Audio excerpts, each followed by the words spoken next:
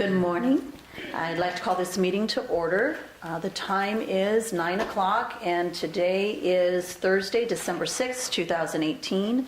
This is day 2 of a 2-day meeting for the Physical Therapy Board of California, and we're meeting at University of the Pacific in the Chan Family Health Science Learning Center, room 201. Originally, this meeting was supposed to be held in room 112. We should have a note up on that door or someone down there directing public up to 201. So we'll make sure that that happens or has happened. But we are in room 201 again today at 757 Brookside Road, Stockton, California. And can we please have roll call? Alicia Ben-Amen. Here. TJ Watkins. Yeah. Jesus Dominguez. Present. Daniel Drummer. Present. Katarina Ellaby. Present. Tanya McMillian. Here. All board members are present and the board has a quorum. Thank you. Okay, so it sounds like we can pick up with a couple of items from yesterday and then fall right back in line for our agenda items scheduled for today. So yesterday we did not hear from the Department of Consumer Affairs, agenda item number 11. So we have Karen Nelson here, if you'd like to come up.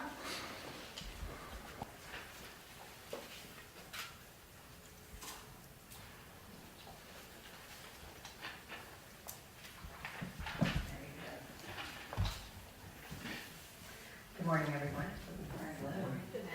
That's low. Good morning, President Robina Amen, Vice President Watkins, board members. Great to see you all again. I believe last time I saw you all was in September. So pleasure to be here, and thank you again for providing us an opportunity at all of your meetings to provide some recent developments at the department as well as some upcoming activities. So first, I'd like to report on the Director's Quarterly Meeting, which happened October 29th.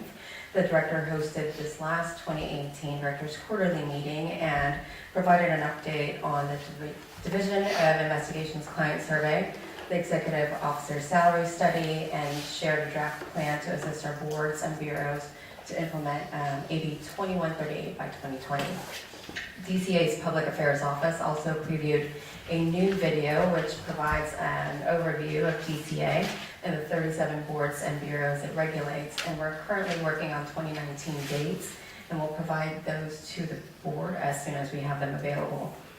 Tomorrow, December 7th, we will have the second board member and advisory committee leadership call, and this, as you may know and remember, will include board presidents, vice presidents, chairs, vice chairs, and Vice President Watkins. We look forward to having you. I do believe you're not able to attend, President Robina Amen, but we'll make sure we have all of the information shared with you afterward. With regard to the licensing and enforcement work group, we do continue to have those meetings monthly, as you may remember, to establish best practices among our boards and bureaus. And in October and November, the OIS data governance team previewed an interactive tool to look at a data tool to look at the performance metrics reported in the annual report, as well as the quarterly enforcement performance measures. And it is designed to be able to customize the data and for boards and bureaus to utilize that data to look at trends and any other customizations and analysis they wanted to do with that data. Again, we want to thank the board for being very active in these enforcement and licensing work groups and engaging in the dialogue. I think last time I did speak with you all, we wanted to acknowledge, oh my gosh, Vincent Azar. I remembered his last name, not his first name, I apologize. He's been very much such a great asset in the work group, and so thank you again for having him there. And with regard to the Future Leadership Development Program, in September we launched the second cohort with 7 individuals, and want to thank Mr. Kaiser for his active participation in the steering committee. This year, the steering committee is having a very close engagement with the cohort members, guiding them through the different topics as well as their projects. There are 3 projects this year, and they're looking at one, the subject matter expert witness program, and looking at best practices in those. The second team is looking at enforcement performance measures, specifically in how we track case aging cases. And then the third one looks at an awareness campaign for California veterans and their spouses specific to licensure benefits. Thank you again, Mr. Kaiser, for being a part of that. We truly appreciate it. And as you may know, this is an initiative that's very much close to the director's heart. And we look at building the bench for future leaders that eventually these cohort members will be executive officers and or bureau chiefs within the department. And lastly, two more things. With the executive officer salary study, the department has retained a consultant, KH Consulting, to conduct the executive officer salary study. The project is expected to take about 6 months with an anticipated completion date of spring 2019. At this time, the consultants have conducted an initial interview with 12 of our boards in the department to identify themes, challenges, and expected outcomes for the study. Mr. Kaiser did participate in that initial interview, so thank you for taking time to do that.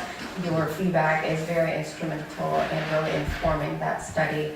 And this month, the consultants will send a more comprehensive survey to the executive officers to look at a thorough analysis and comparison of their positions across the boards and bureaus, the boards and comparable entities. And the last thing with regard to board member orientation training, we do have 2019 dates available now. Please, you don't need to take these down. We're more than happy to share it with the board. We have March 27th, June 19th, and October 23rd.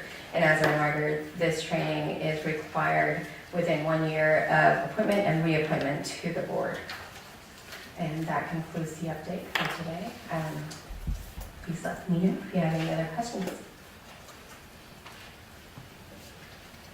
Any questions or concerns from the board for DCA in general, or anything that we heard?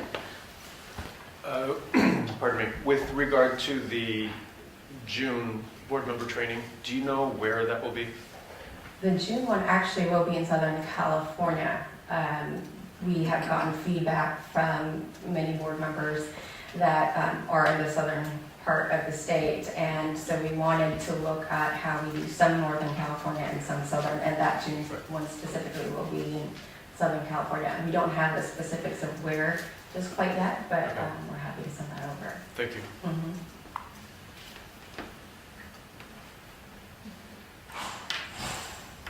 Yeah, the research for the salary, what is the primary outcome? What prompted that?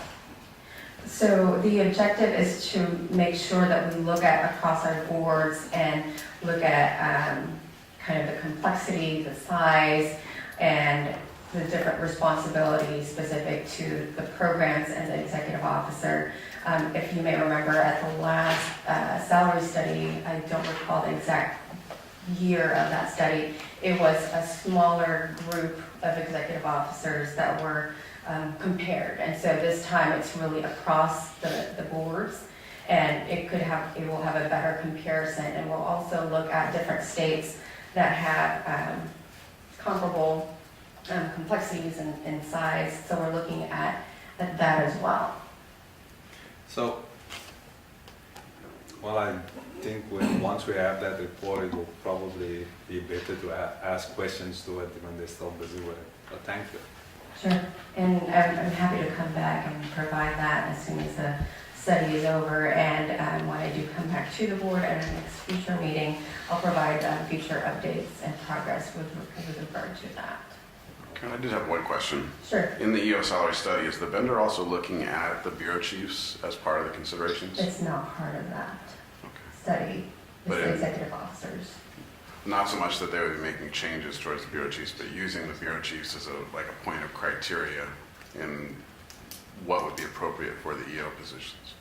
Sure. I do recall that the work plan includes just I forget the number specifically, but it is just the boards. I don't know what the comparison will be with regard to bureau chiefs, but I'm more than happy to take a look at that and see if that's part of any of their analysis.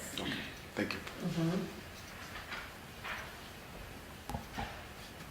Karen, you mentioned the client survey. Mhm. Can you tell us a little bit about that? Sure. So Division of Investigation partnered with Solid to do an electronic survey. I do believe in the past it was like a paper survey that they didn't get as much response with. So it's a little bit easier to fill out and gives them a better response rate. I don't have the details, but I'm happy to share the client survey with you all if that's of interest. Just wondering who is being surveyed and why? The boards, the clients. Okay. So the programs within DCA. Okay. Mhm. Just to make sure that they're providing the service, that's expected of them. The Okay. satisfaction survey. Okay. And then the results, do they get disseminated out to the boards, or is that something that's just for DCA?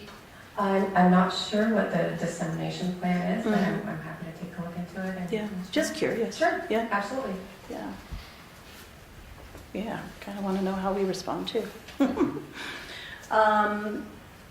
And then 2138 is going to be an ongoing, Sure. kind of wait and see how it folds out, and then a little proactive, a little reactive, trying to tweak it as we go, it sounds like. I think I had asked at the last meeting if there were still plans to have a joint meeting with the director with the executive officer and board leadership. And I Yes. thought that there might have still been plans to have at least one, but I Correct. don't think we've had one for a while. So last year, the intention was to have one of the four that would be joint. So Mhm. it would be leadership as well as the executive officer. We haven't decided, or we haven't confirmed which of the dates next year will be one that is joint. Okay. As soon as we have that, we'll make sure to share that. with you Okay. all. Sounds good. Thank you so much. Sure. Yeah. Any other questions? Yeah. Yeah, also about the call tomorrow with the director. Will there again be an opportunity to submit questions earlier? Because there was more fluidity with him having the questions and to ask a question right online. Sure. President Rubina, and actually, if you would like to comment on that, we did do live submissions, and so we got quite a few, and we would answer them right away. There were a couple of presidents and vice presidents who had submitted prior to, and that's encouraged as well. So if you have any that you'd like me to take note, we'll make sure to address that tomorrow. Okay. Okay. I don't know if this is the time to do it, but if there are any questions that board members would like Mr. Watkins to ask tomorrow, maybe we can take that at any time during the meeting if you come up with something. Yeah. Thank you so much. Thank you for having me. Nice to see you. Okay, and before we move forward, I would like to invite Dr. Drummer to read our Physical Therapy Board of California mission statement, especially since he nudged me and pointed at it.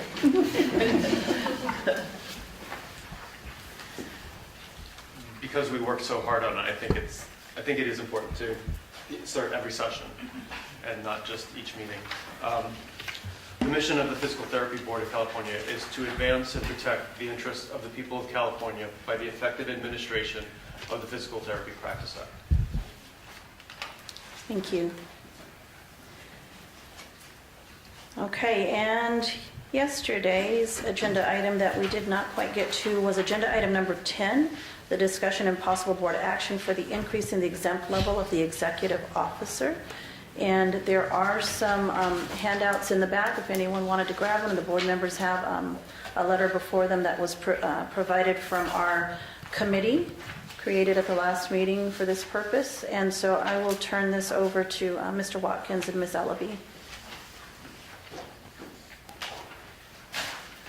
So in preparation for the board's request, both me and Ms. Alabi decided that the way that we would approach this request was to present a letter requesting a meeting with the head of the Department of Consumer Service and Housing Agency. Servicing and Housing Agency, Alexis Podesta, and we thought that a face-to-face meeting would probably render a better outcome and clarify what it is that, specifically the reasons for why we did not get exactly what we asked for. And so the letter that we prepared is asking and outlining a few of our achievements, but the base of the letter is just to ask for a meeting so that we can present a more complete case to her in person and make our plea to her directly.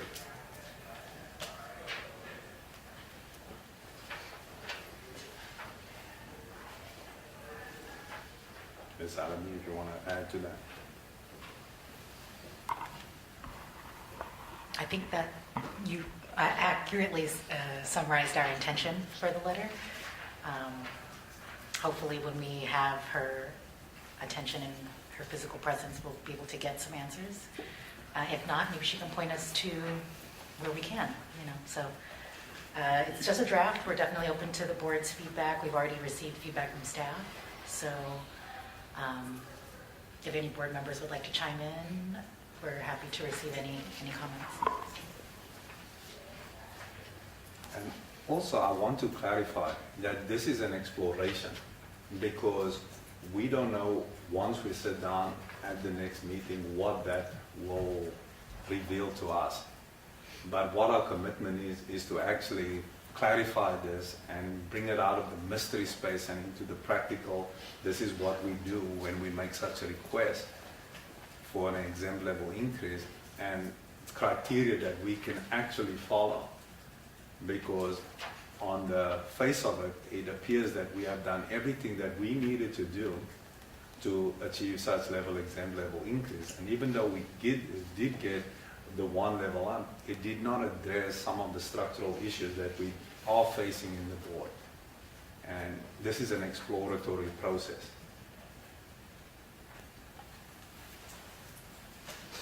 Are there any questions or comments about the letter itself from board members?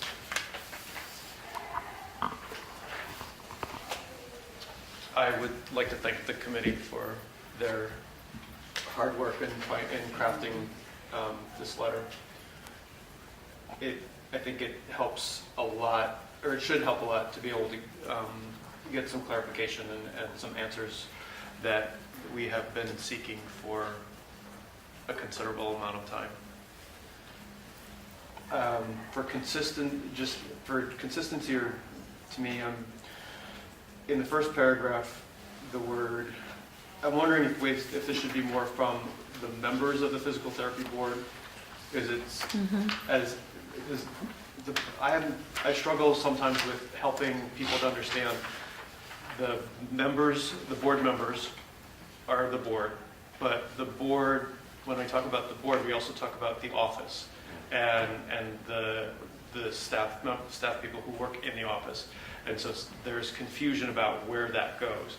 And so this request is really from us, from the appointed members, because of our role in determining in what is legislatively determined for us to determine the executive officer's salary for this board. So I'm wondering if maybe to somehow, even if we just add the members of the Physical Therapy Board of California would like to request a meeting.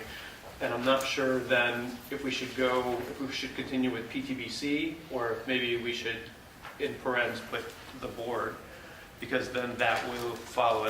Because if it's PTBC, it seems it's more the bigger, it's the office and everything, where I think this is really about this, now the six of us wanting to get this clarified, get this answered. So I would suggest somehow crafting it a little bit better to get to that kind of a level of who this is coming from.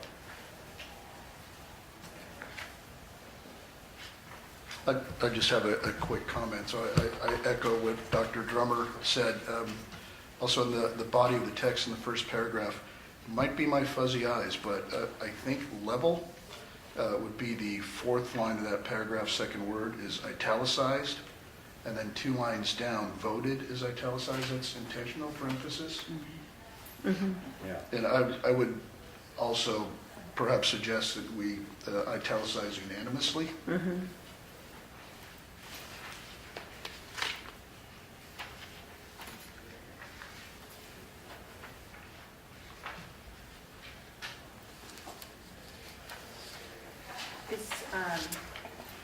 Is this a request for a meeting with the whole board with Alexis Podesta? Like a board meeting or a meeting with one member of the board with Alexis Podesta?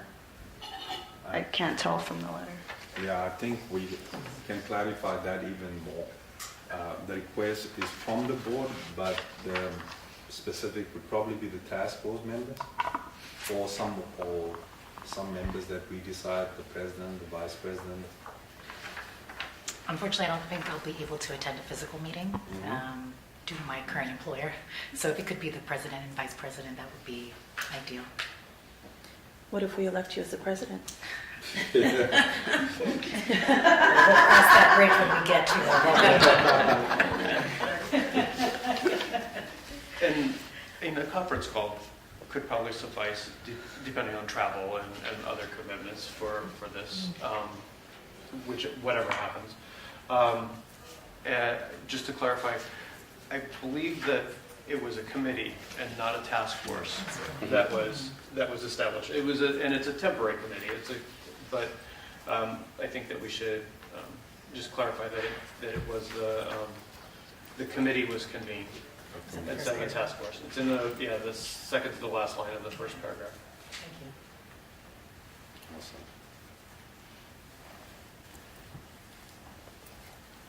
The third line, we would like to get clarification on why our request. I would just consider, we would like clarification on the board's request for an exempt level increase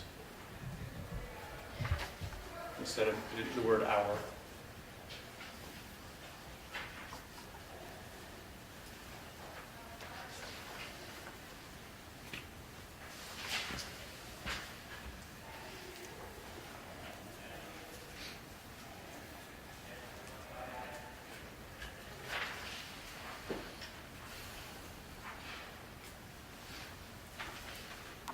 In the second paragraph, the level increase requested.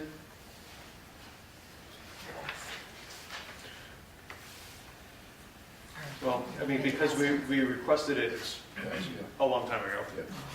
So because if we have it as requested, it means that it's, we're working on it now, but I would want to say that, no, we did this before, and that's what and so just a change of tense there to say that this is done. We requested this twice. Didn't we? We requested it once, Yes, we did. and it was a no. Yeah. We requested it again. And I'm struggling to remember exactly what our particular requests were, if we were looking to go to different levels, or if we only made this one request to go from O to L was one time. But in the past, we have made numerous requests to have things modified in trying to do it in different manners. And I'm recalling that this was the first time we did it with this particular activity or this particular sequence. But I'm willing to stand corrected on that.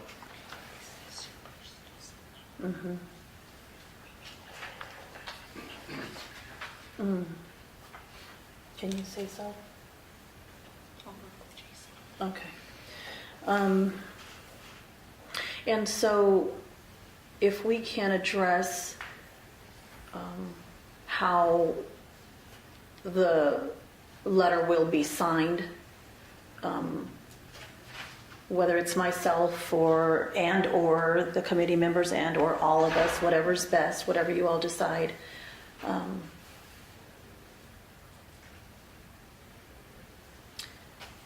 And be clear about who the office should contact to schedule the meeting.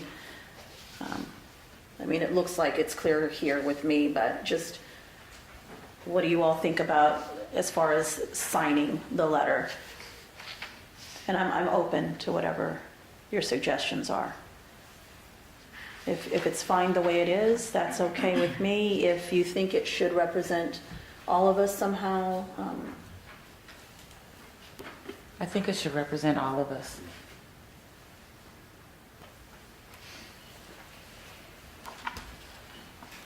Well, it probably goes without saying that your signature is on behalf of all of us, maybe just putting that in writing.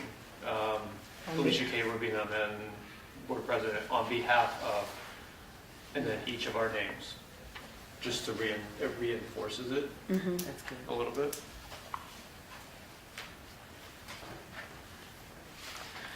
so I'm hearing Ms. McMillian say that's good. Any other comments? Board members feel okay with that, Dr. Dominguez?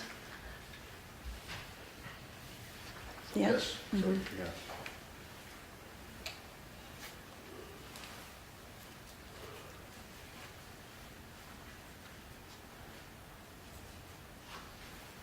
So one thing I think is enlightening is I did get a chance to speak briefly with the appointment secretary for the governor, Mona Pascal, a few weeks ago. And in our brief conversation, I did bring up that when we make requests and get an answer, we don't get an explanation. And right away, she said, you should always get an explanation. I mean, without hesitating. So that makes me think that this request isn't asking for something that we shouldn't be expecting to get an answer for. Yeah.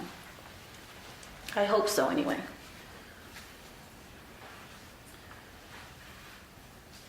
And so with the edits made,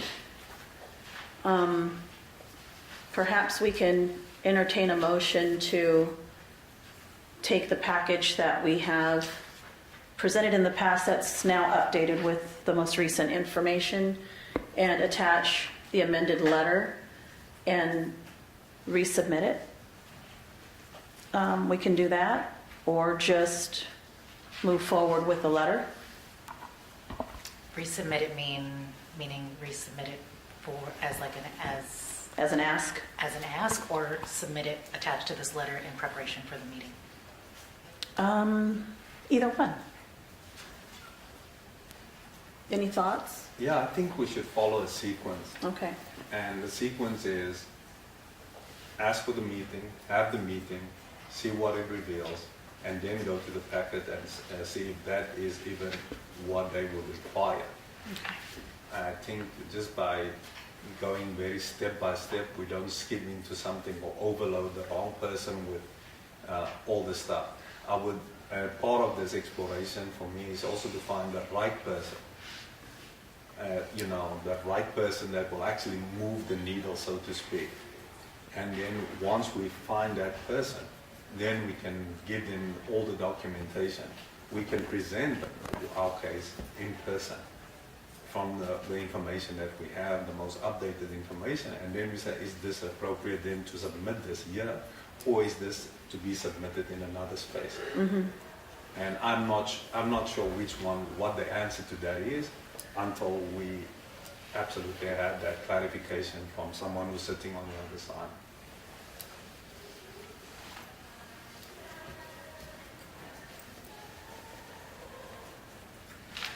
I was kind of feeling like optimistic that this is really a good step, and it is, but then it's just bringing up frustration again for the fact that we have to even ask why, when it's something that apparently we should have been told. So, I think what I like about this is the opportunity. I'm forward thinking and forward looking in this. I'm saying, okay, so if we are the one that is running into this wall, maybe other people have ran into this wall also and just gave up. But if we are courageous enough just to step up and push the process and get more clarification, somewhere we could maybe clear a path that is more transparent for others to follow. And so that always makes me more excited about this. Instead of thinking, oh, I'm doing this again and feeling defeated, I'm not feeling defeated, I'm feeling optimistic that we're at least going to have an opportunity to present our case. When we made this request, there was an expectation that we would submit specifics on why we wanted this. And I think in return, we should have an expectation that whatever answer is given to us, that there will be specifics pointing out exactly the reasoning behind the decision. So there's nothing unfair or unbalanced or anything. Unfortunately, what should have been a procedural situation has now turned into an exploration. And so, hey, we move forward with an expectation.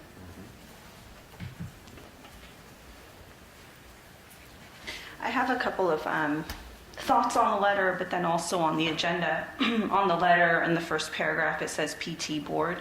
For consistency purposes, if it's going to be referred to as the board, just refer to it as the board throughout and take out PT there in the first paragraph.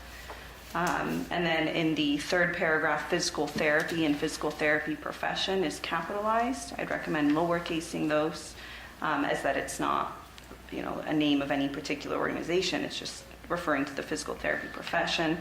And then towards the end of the fourth paragraph, it says, in addition, the EO with the T capitalized, so I'd lowercase that.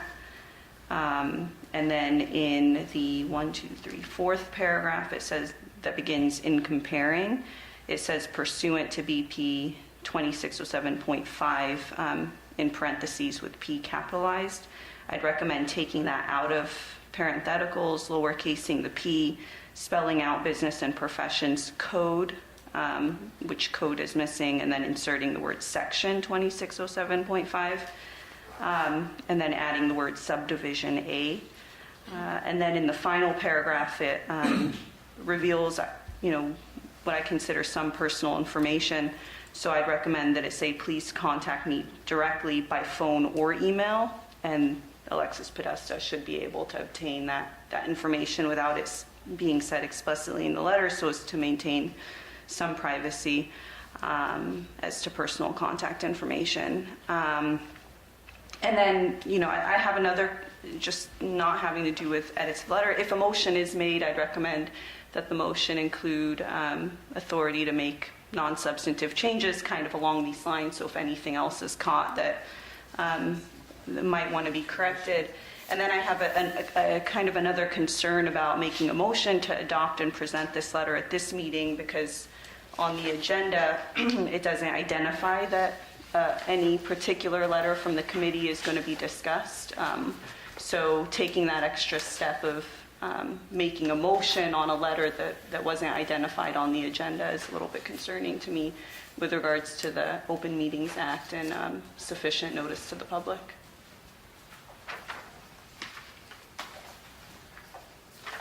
Thank you for those. So I think I missed what you said about paragraph 3. It was something about EO. Yeah, in the paragraph 3, the last sentence, it says, in addition, the EO, and the T is capitalized there for the. Where are you looking here? Ah, In addition, the EO That's- exempt level from N to level L. thank you. And I don't think there needs to be a comma there. In addition, the EO exempt level from N to L will not require a budget change request, nor create, and neither of those commas, I think, need to be in that sentence. So I think it would be sufficient if a motion were made at some point that it said, non-substantive changes can be made to the letter. It would include those kinds of things.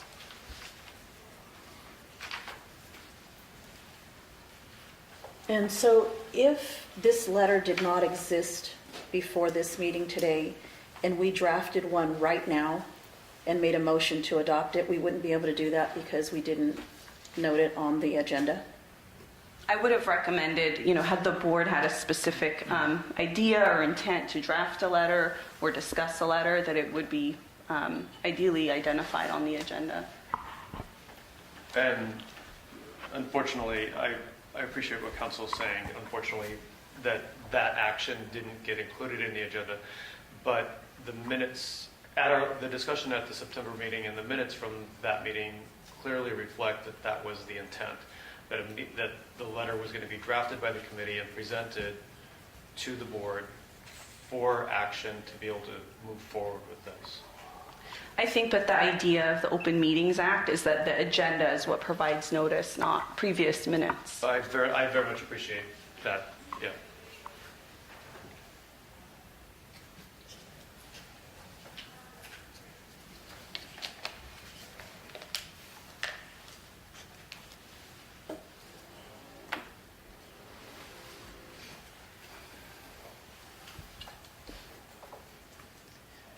Okay, so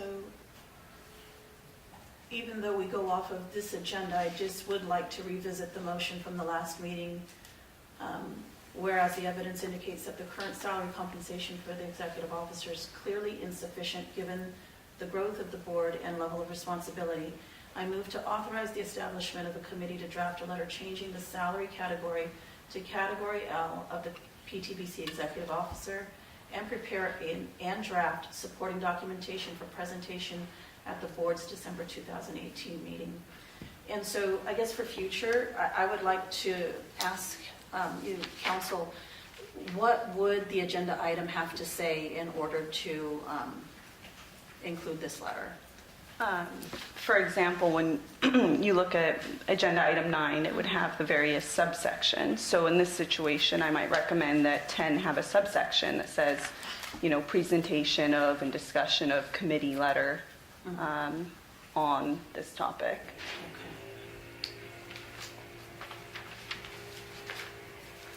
I think personally, I made an assumption that anything discussed under this topic, we could take action on.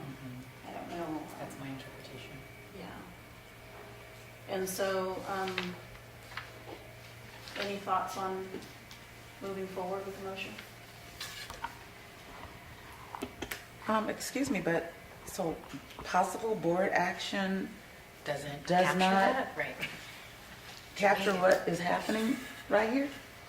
I think what I'm trying to express is that the idea of like a committee letter, like a specific conversation piece, being specified in the agenda item, as opposed to, for example, the difference between just discussing the exempt level increase of the EO versus we are going to discuss a letter.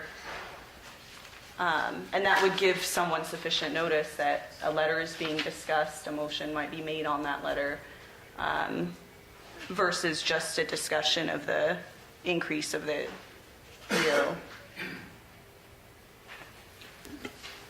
That's your interpretation? Yes, it's my interpretation. So I definitely see what you mean, and it's kind of like when you say, what's the difference between saying, EO report or discussion of the EO report versus this is what the discussion of the EO report involves. That's kind of what I'm talking about with 10. It's specifying what that discussion involves, especially when there is a very specific discussion item to be had. What would happen if we move forward with this? Because that's your interpretation, and I don't think that I know it's not mine, and the insertion of technically the word letter would change everything? Is that what you're saying? So, according to an Attorney General opinion, general headlines, like for example, and I'm using agenda item 9 as the example here because it's, I think, a good comparison. Any of these really are. A general headline may be insufficient to comply with the Open Meetings Act. And that's why we include the subheadings, so that it can be more specific and give public notice on what exactly is being talked about. And so that, that's kind of where I'm coming from with regards to the interpretation of 10. Now, I see that it says board action and it says for, regarding exempt level increase. So the board can choose to go forward with the motion. I think that's just maybe here, ideally it would have identified if there was, the reason I'm just bringing this up is maybe going forward, if you have an idea of if there's something in particular that's going to be discussed, putting that on the agenda is important. To give people sufficient notice to be a part of that conversation. And so here would have been a good opportunity for that if we knew that there was going to be a letter and discussion about a letter. Now, there isn't, a bright line rule. It's kind of requires some discretion, case by case. Do I need to be more specific here? What exactly is it we need to talk about? That's definitely a discussion that happens with the EO and the board president ahead of the meeting. If they're aware of any kind of subcategories that may need to be called out. But I think here the board can choose to go forward. I don't think it's detrimental. I think it does say board action. It does say exempt level increase. As Dr. Drummer pointed out, there was conversation at the last meeting of what that entails. So I just think that, going forward, being cognizant of that is helpful and calling things like that out. What would be the difference if there was no letter involved, but we had discussion and the board asked me to communicate the same exact things orally? What would be the difference between oral communication and written communication and notifying the public?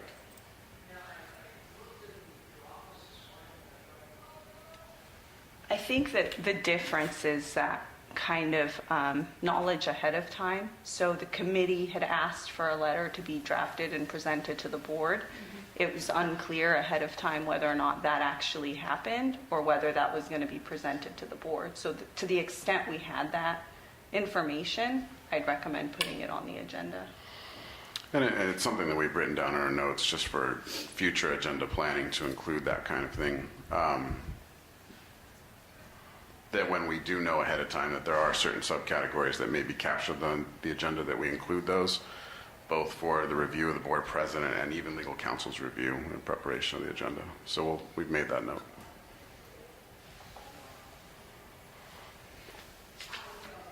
Okay, and so any board members have any other questions or comments or feel strongly to move forward on motion?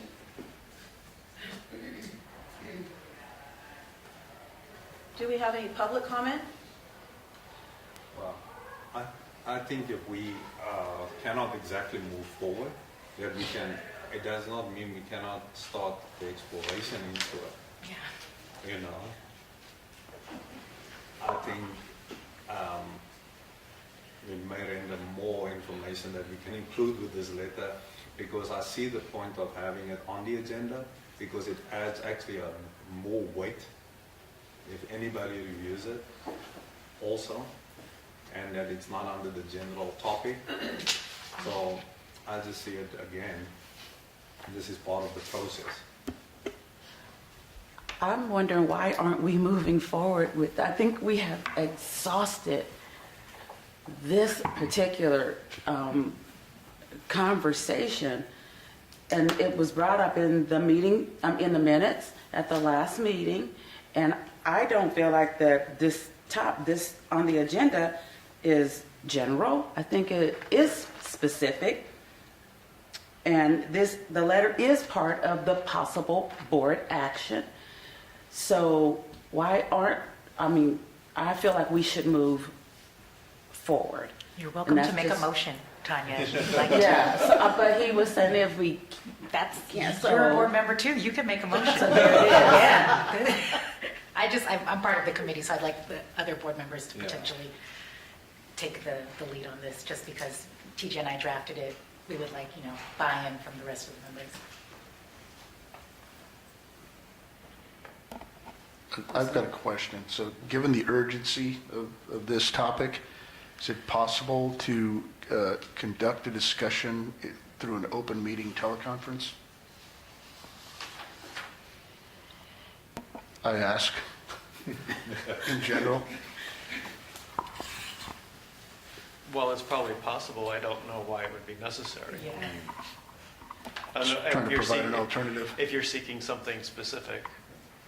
Well, for me, I would, we've talked about a few, I would say minor to substantive edits here.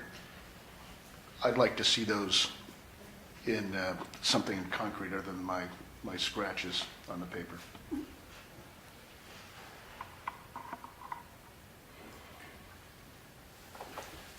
Would reading through the letter line by line be helpful to prevent or to be able to expedite things so that we're not having to wait for a printed copy? Sure. Will the letter be on letterhead, just to clarify? It should. Yeah. Just wanted to-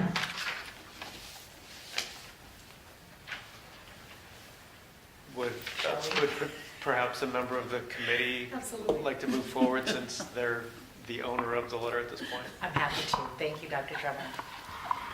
All right, so beginning with the first paragraph, the members of the Physical Therapy Board of California, PTBC, would like to request a meeting with you in your capacity as the Secretary for the Business, Consumer Service, and Housing Agency. Okay, stop. Sorry. Can we put the board members of the Physical Therapy Board instead of the members? Or if we say it's the members of the Physical Therapy Board of California, The board. parens, The board. Gotcha. board or the board, that would be my suggestion for changes in that first sentence. Okay, I agree.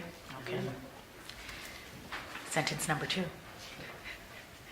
We would like clarification on why the board's request for an exempt level increase for the board's executive officer position from level O to L was only approved to level N.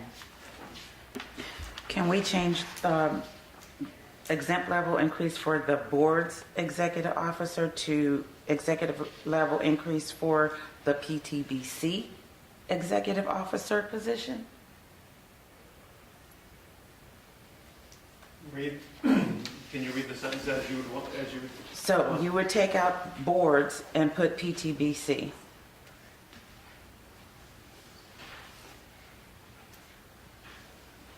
So read exempt level increase for the PTBC executive officer position. Got it. Is that an acronym that stands, or do we need to Right, because write it out first and We- introduce it as PTBC? We did, right? At You the have top? the first line. we changed that to the Yeah, I board. think we changed it. Oh, no, you did. Yeah, We changed it? I think, Right. the board. In the first sentence. I think we should just keep it consistent and call it the board. Yeah. I thought we said the members of the Physical Therapy Board of California, parens PTBC. No? No, we said Okay, I'm board. sorry. Parens would be the board. Okay. But we're talking about the position, right? I very much, I appreciate I understand what you're saying, and I actually, I think it has better context to say the Physical Therapy Board of California or PTBC. If we have to write out Physical Therapy Board of California and parens PTBC at that point, just so we have it consistent with acronyms throughout, I do think that it makes better sense, rather than saying the board's executive officer, because as endearing as Mr. Kaiser is, he's not our executive officer. So we're spelling it out and then putting parens PTBC. I would follow Ms. McMillion's advice with that. Okay. I will reread that sentence. We would like clarification on why the board's request for an exempt level increase for the Physical Therapy Board of California, parentheses, PTBC's executive officer position from level O to L was only approved to level N. At the September 13th, 2018 board meeting, the board voted unanimously for a committee to be convened to find answers to why the board's request has not been fully addressed. Does board meeting need to be capitalized after the date? I don't think so.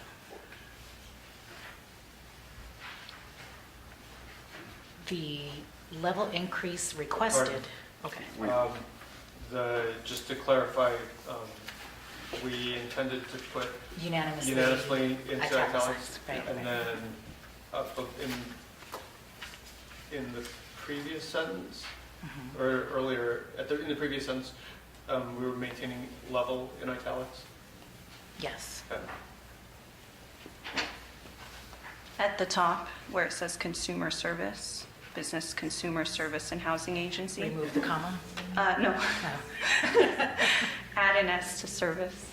Services, gotcha, okay. Okay. This level increase requested is based on an increase in position authority, budget authority, complexity, and overall program responsibility. Prior to the latest exempt level salary increase to the EO position, the last such increase was in 2000. There should be a comma after EO position, after position. Are we all, I think you read that prior to the latest exempt level salary. You read that. salary level, sorry. But which way do we want it?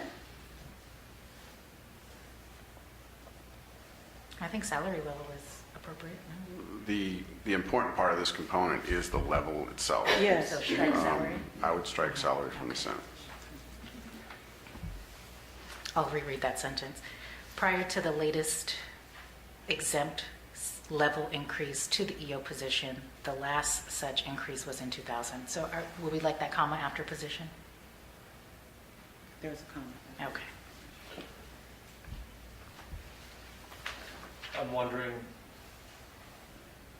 should we clarify what that change, that exempt level increase was, From what to what? O to N, and the date that that was effective?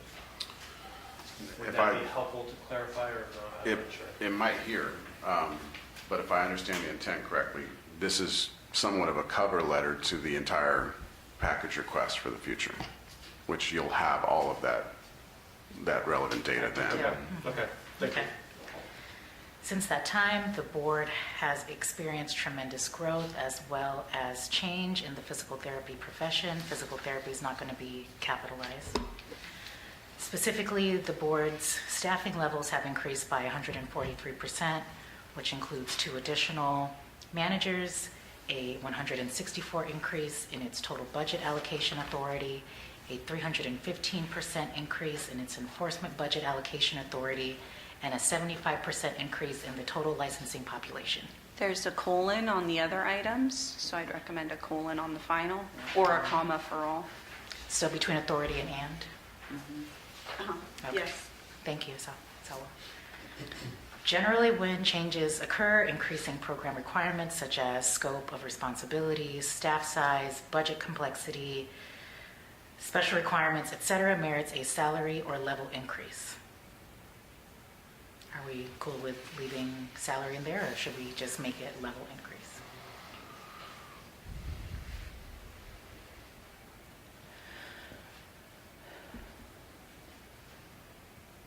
I think we struck salary in the first sentence. I'm happy to strike it in this as well. Yes. So I'm striking salary or. I think I don't know, but perhaps where it says generally when changes occur, comma, taking out that comma, and then where it says such as, there's a comma, taking out that comma as well. After such as? Okay. Would anybody like me to reread that sentence or just move on? I'm just thinking, I would like to punctuate that sentence somehow. Generally, when changes occur, I mean, we had some big changes. These weren't like small incremental changes. This is 15 years worth of changes. And I mean, I'm not looking for us to dig deep and change a whole bunch of language here, but We can italicize the whole sentence. oh, 5 exclamation points. Increase the font size? No? No, let's leave it for now. Okay. Yeah. Moving on to the next sentence. So before we do, Uh-huh. I'm not so sure I like the word generally. Mm-hmm. Okay. And just starting, when changes occur. Such Large such as- changes occur. Such as the. increase in program requirements. Or, no, I'm sorry. When changes occur, such as,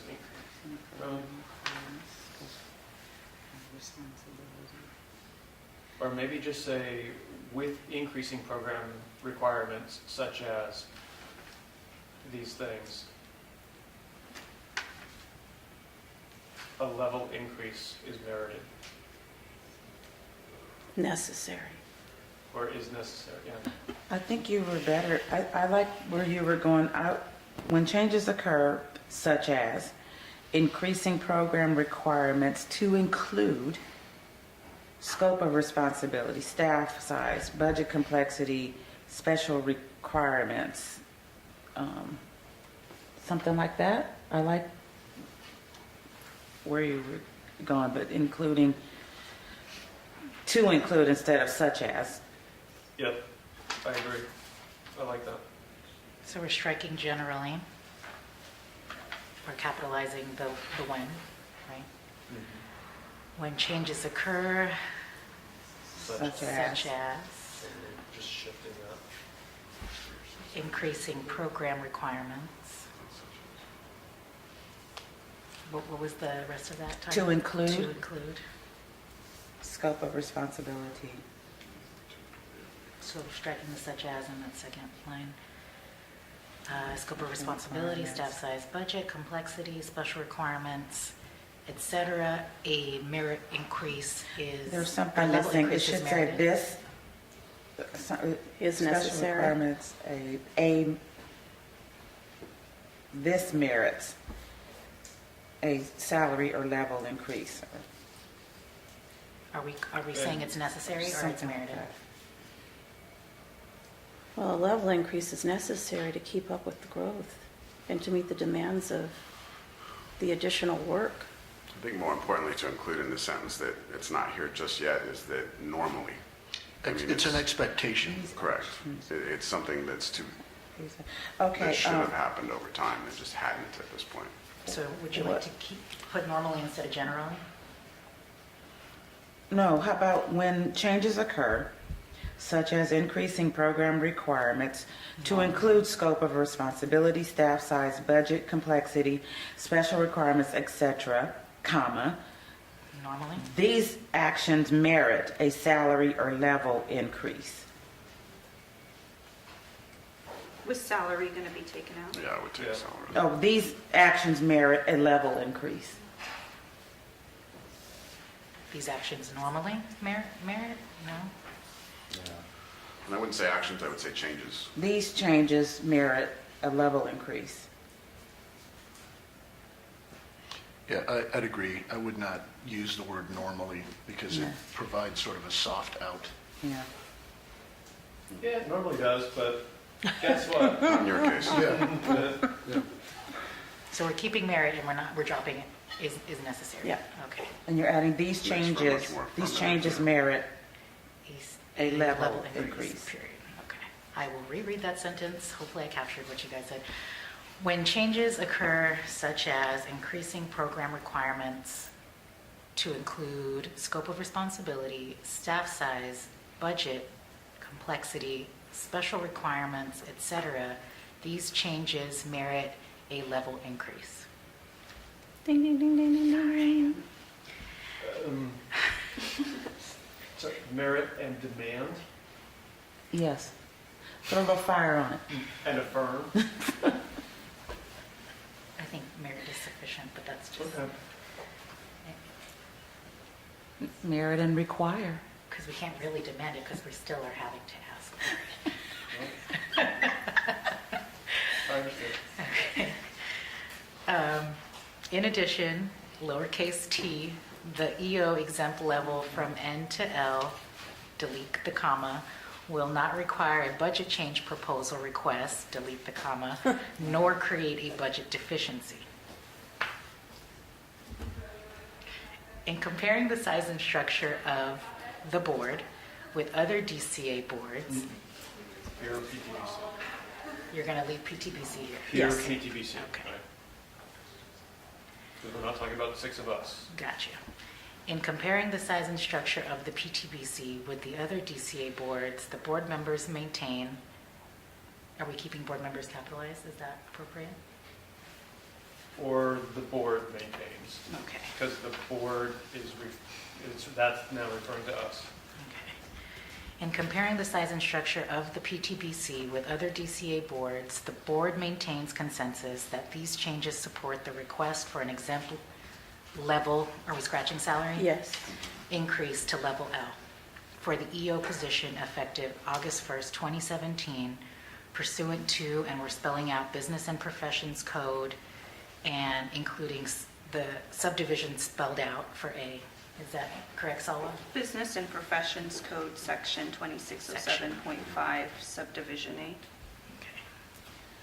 Okay. Can we say in comparison, comma, the size and structure of the PTBC with other DCA boards instead of in comparing?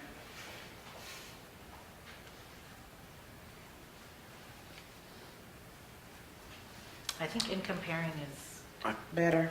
Or I just think the compare. thing with in comparing is shown that you've actually made that comparison. I mean, and with the package that's going to be attached to it, I think that'll be, it's pretty obvious how much work has been done into kind of looking where we are on the grander scheme and how we fit in.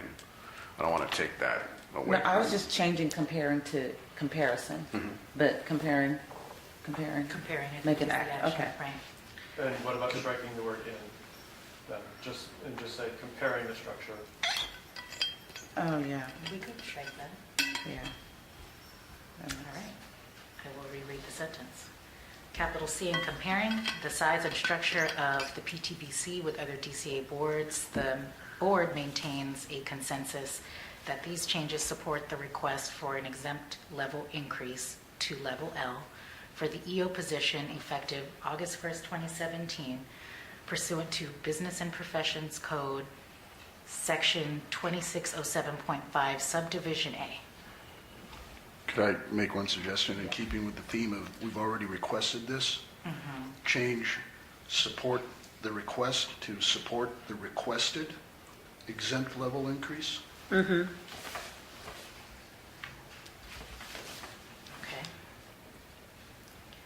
Comparing the size and structure of the PTBC with other DCA boards, the board maintains consensus that these changes support the requested exempt level increase to level L for the EO position effective August 1st, 2017, pursuant to Business and Professions Code, Section 2607.5, Subdivision A.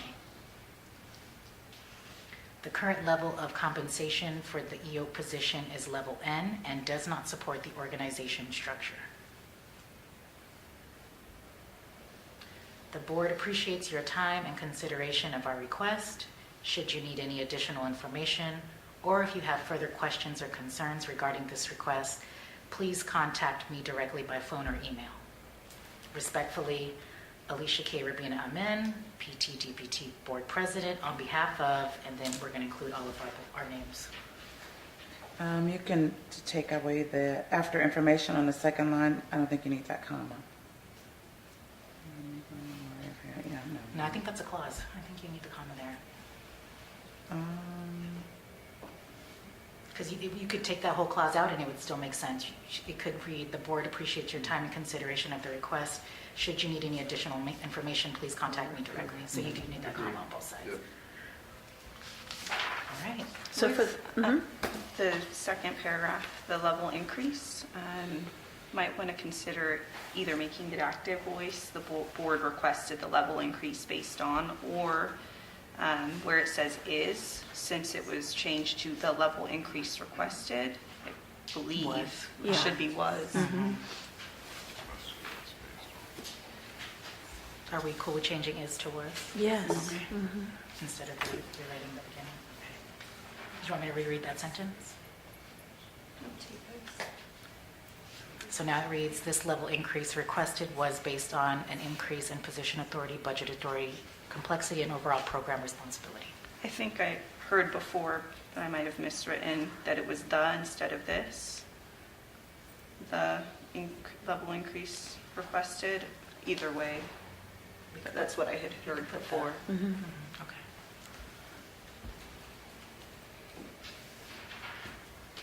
So now it reads, the level increase requested was based on an increase in position authority, budget authority, complexity, and overall program responsibility. So now that we have read through the letter and made all of the substantive and non-substantive changes, do we have a motion by a board member to move this forward, or granting staff authority to make any other non-substantive changes? So we can submit this to the secretary?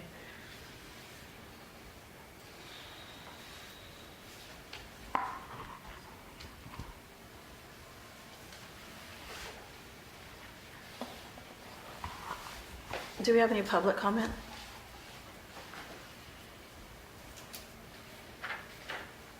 So moved. Second.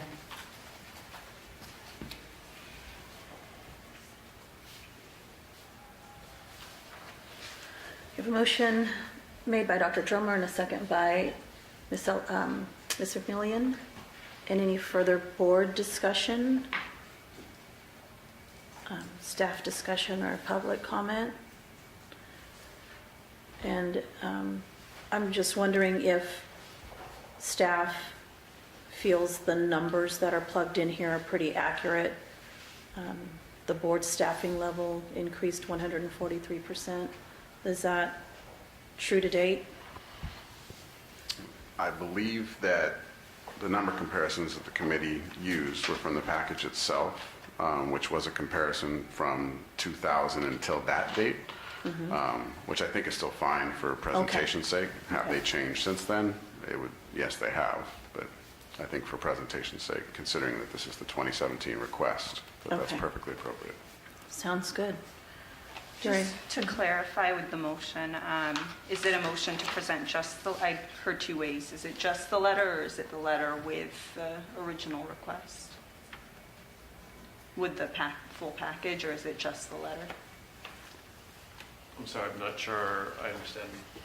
So we had heard one discussion of just sending the letter, and then we'd heard another idea or thought about sending the letter as a cover page to the original request for the exempt level increase, which my understanding is a pretty substantial package with all of the analysis and argument.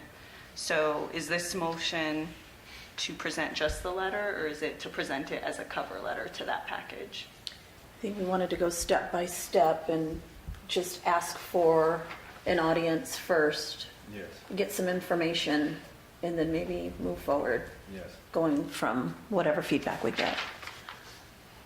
If that sounds okay.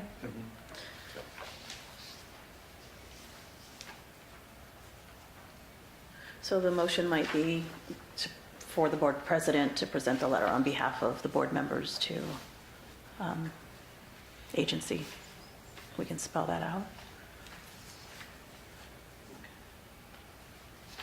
So it's a motion to authorize the board president to present the letter to Alexis Podesta with the Business and Consumer Services and Housing Agency. And are we still granting staff the authority to make non-substantive changes? Dr. Drummer? Since it's the board president who's going to be presenting the letter, perhaps that authority should go to the board president. Right. Okay.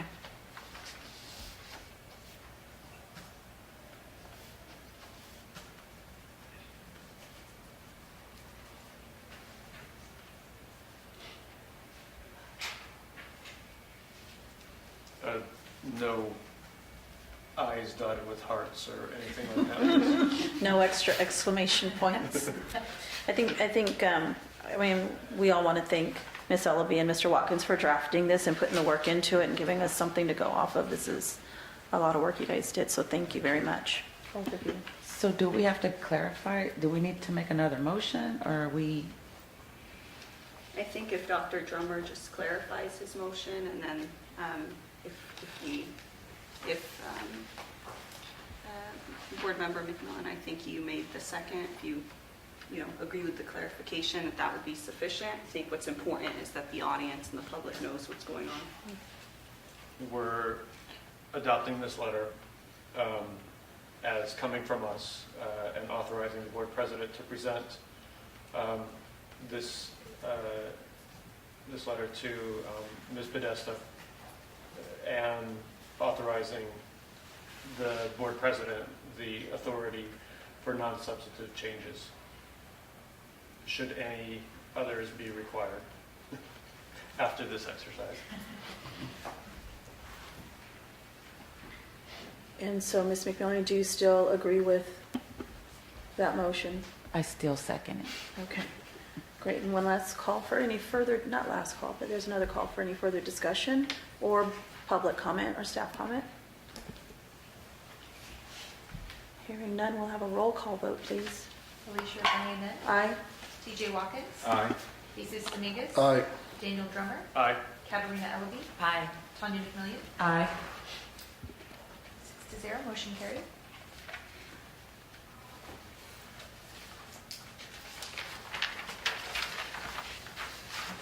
I should have had a running clock from my first board meeting for the amount of time that the board has been involved with this topic, from my onset. I think you need to move into a calendar, really. The clock is not sufficient. Okay, it's 10:15 right now. Just take a little poll here to see if anyone needs a break before we move forward with our reports. Everybody doing okay? Okay, yeah, a little bathroom break, it sounds like. Okay, so it is about almost 10:15. Let's be back at 10:25 if that's okay. Yeah.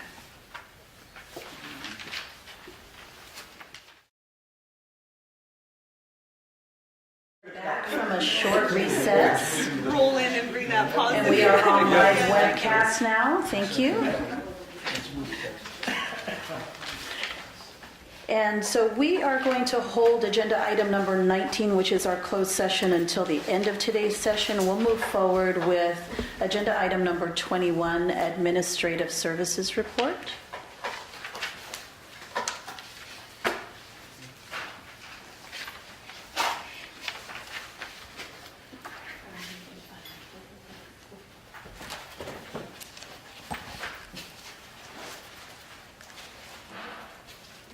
Are you going to be making that report today, Mr. Kaiser? I am. Okay, thank you. My notes, 1 second. I'll do my best to be Carl or Liz.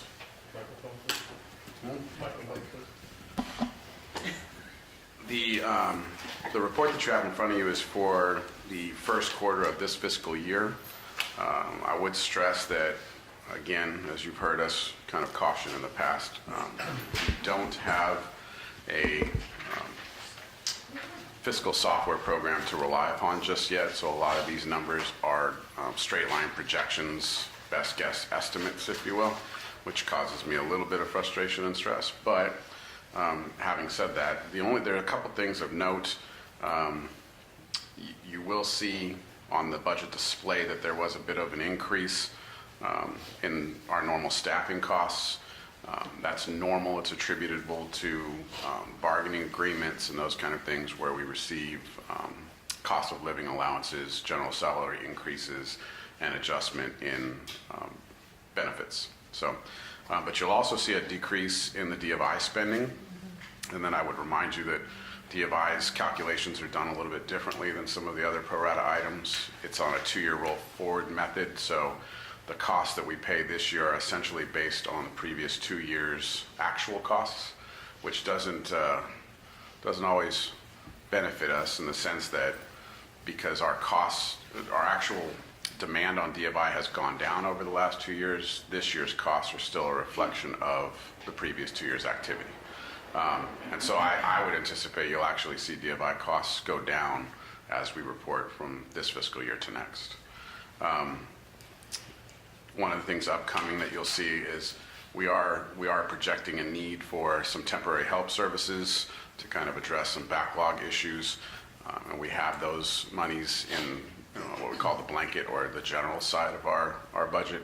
And then when it comes to the move, the projected move is going to require a budget change proposal, but it will be a little off calendar, so it'll be done what's called a spring finance letter. And that spring finance letter will account for the costs that it takes us, those one-time costs that it takes us to build out that space and move into it, as well as adjusting the board's allocation for square footage in the lease agreement that we have moving forward. And then the other thing that I would point out is the revenue that we take in now that we've had a fee increase settled for over a fiscal year. You'll still see that revenue is increasing quarter by quarter, about between 2% and 4%, because the licensing population is still continuing to grow. Jason, regarding the move, I believe we have 400,000 put away We do. currently, and then the spring letter that you're going to submit is for how much? That number's not known yet, and that's part of why it will be a spring finance letter instead of a normal budget change proposal, is because those numbers are still unknown. So part of what we're looking at is once the lease agreement is signed by all the tenants in the building, that'll have probably the greatest impact, and they'll be able to formulate what those numbers will look like. And then I kind of alluded to in my EO report that the square footage requirements that we thought we had come to an agreement on have actually changed a little bit over time. And so that'll be accounted for. So the original estimates were of about $885,000 in build-out one-time costs.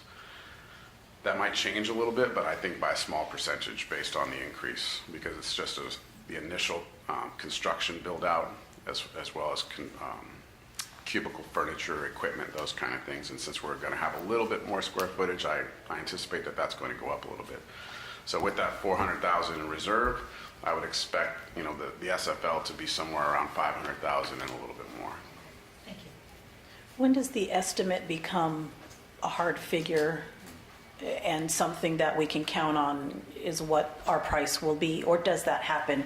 Or is there a chance that price creeps up as you build? The initial projection that we use in preparation of the spring finance letter will be that one. That'll be that final cost. Any adjustment that needs to be made after that point will have to either, be creative in our accounting as far as going a little light on one allocation to cover that and whatnot, or it's something that'll have to wait until the next fiscal year. Okay. I guess I'm just thinking, I'm hoping we could avoid being told we would pay one price and then in the end it ends up costing a whole heck of a lot more. It's my job to make sure that doesn't happen. Thank you for doing your job. Jason, also, these are just estimates. Do we have a timeline for when we will actually have hard numbers on the actual activity of what the expenditures in true form will look like? Since this was been going since 2017? Those numbers will come from that signing of the initial lease agreement. So in that lease signing, you'll see the actual square footage that we're committed to as a result of these blueprint designs and build out, based on specs. Once that's done, though, that will be finality. We'll have that number, and we'll always be able to use that number moving forward. Yeah, so what I was referring to was actually something interesting. The fiscal numbers that is, presented, well, the migration period from July 2017 to now, we have not seen like the hard numbers in a year. And I And just do I want have to a know timeline? of like what's happening, because just from experience in working in that space, when you lose when the numbers are sitting there for a year, it becomes someone has to go do like aging kind of work Absolutely. and pull Absolutely. those files back, and that's even harder. But in a system like probably as complex as DCA runs, I would imagine that everybody staffed to be able to achieve this. I would So imagine. Fiscal is a statewide Yeah. software project for all of accounting and budgets for all the departments in the state of California. I can't give you a projection of when reconciliation will be achieved through Fiscal. They haven't shared that information with us, and there's actually really no projected time. We've had projections given to us for the Department of Consumer Affairs in particular in the past, but they weren't able to meet those projections, so I think they're kind of hesitant in doing that anymore. But you're right, DCA Budgets does a really good job at trying to the extent that we can, keep our own records, keep our own ledgers, make sure that we're within our spending authorities and not spending more than we take in, to a very conservative measure, right? So the projections that we're using here are straight line projections, and as an example, if you look at the display towards the bottom where you see total OE&E, you'll see that 42% is expended, right? Yeah. And that's really that number I would expect to be between 24 and 27, because it's only first quarter at that point. But because we're using those flat line projections, it's almost insurance for us, because at 47%, we're being even that much more particular about the way we spend money. So a very conservative estimate will lead to a more fiscally responsible outcome. Once those numbers are actually reconciled, if anything, what we would project is a healthier fund on the end, because we'll have more money than we realized. Yeah, I'm glad that you are approaching it from that way, from that perspective, and putting that in place. What I'm concerned about is that, at some point we probably have to call them in to make a presentation for no other reason but to keep people's feet to the fire. Absolutely. Because this kind of projects, especially large-scale projects, they have a tendency that if you don't request it and you just assume that it's going to keep running, then you're going to run into issues, So- and probably not for us directly, but I think overall.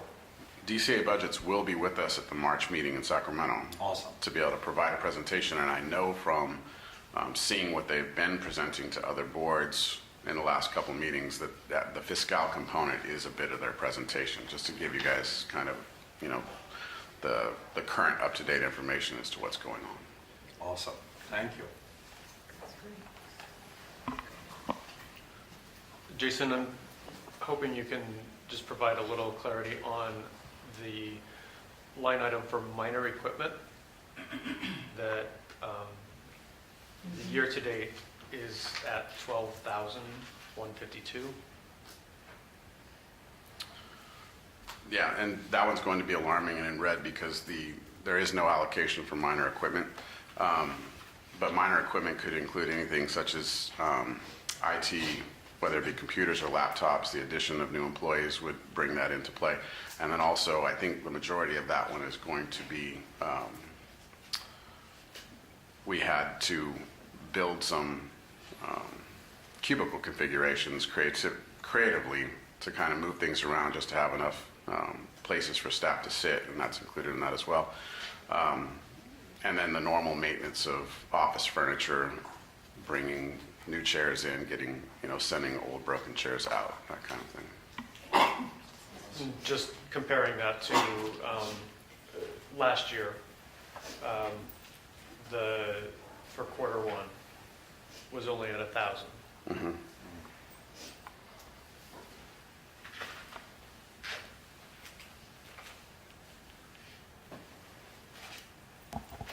when we talk about the move, there's the cost of building and space and creating that space.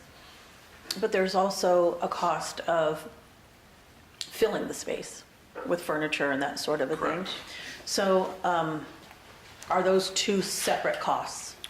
Both of those costs are included in that initial $885,000 cost. So that's also cubicle furniture, all those necessities that it would cost more to take what we have and move it than to leave it, have a buyback credit from whichever entity kind of replaces our old space, which is insignificant anyway, really.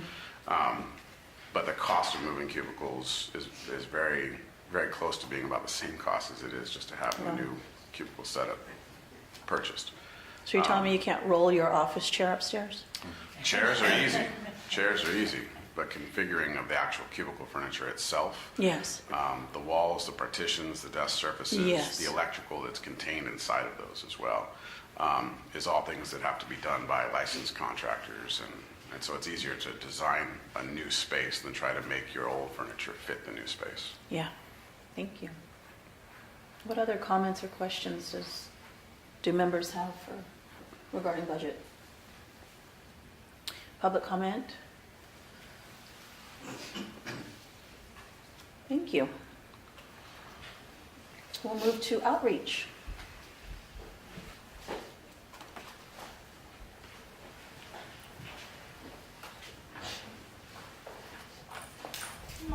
Good morning. Okay.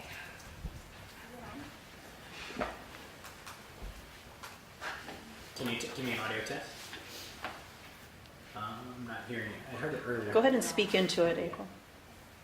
What? Mm-mm. Mm-mm.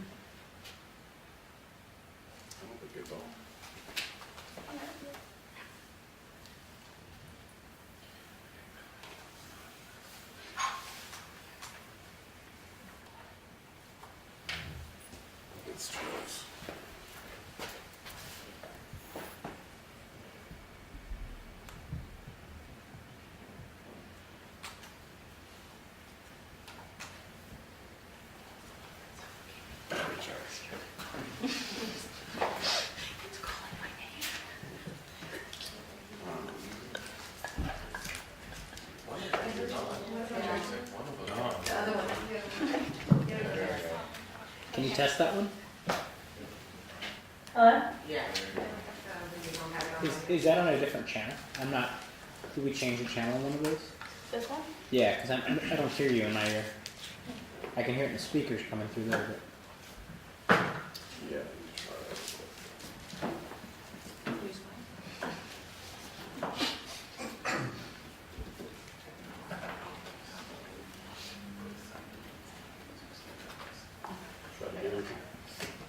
Hello?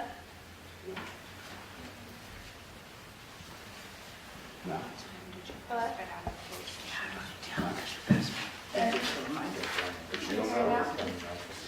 One more time? Can you hear now? I don't think so.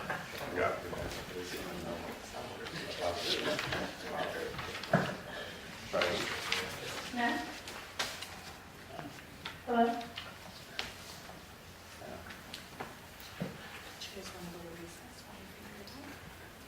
Mike, I think it's you. I think. Can we take a quick break while we? Yes, let's 2 recess seconds. for, yeah. All right, thank you. Reach report. Okay. Good morning. Good morning. So I'm going to start with the outreach events. September was really busy for us.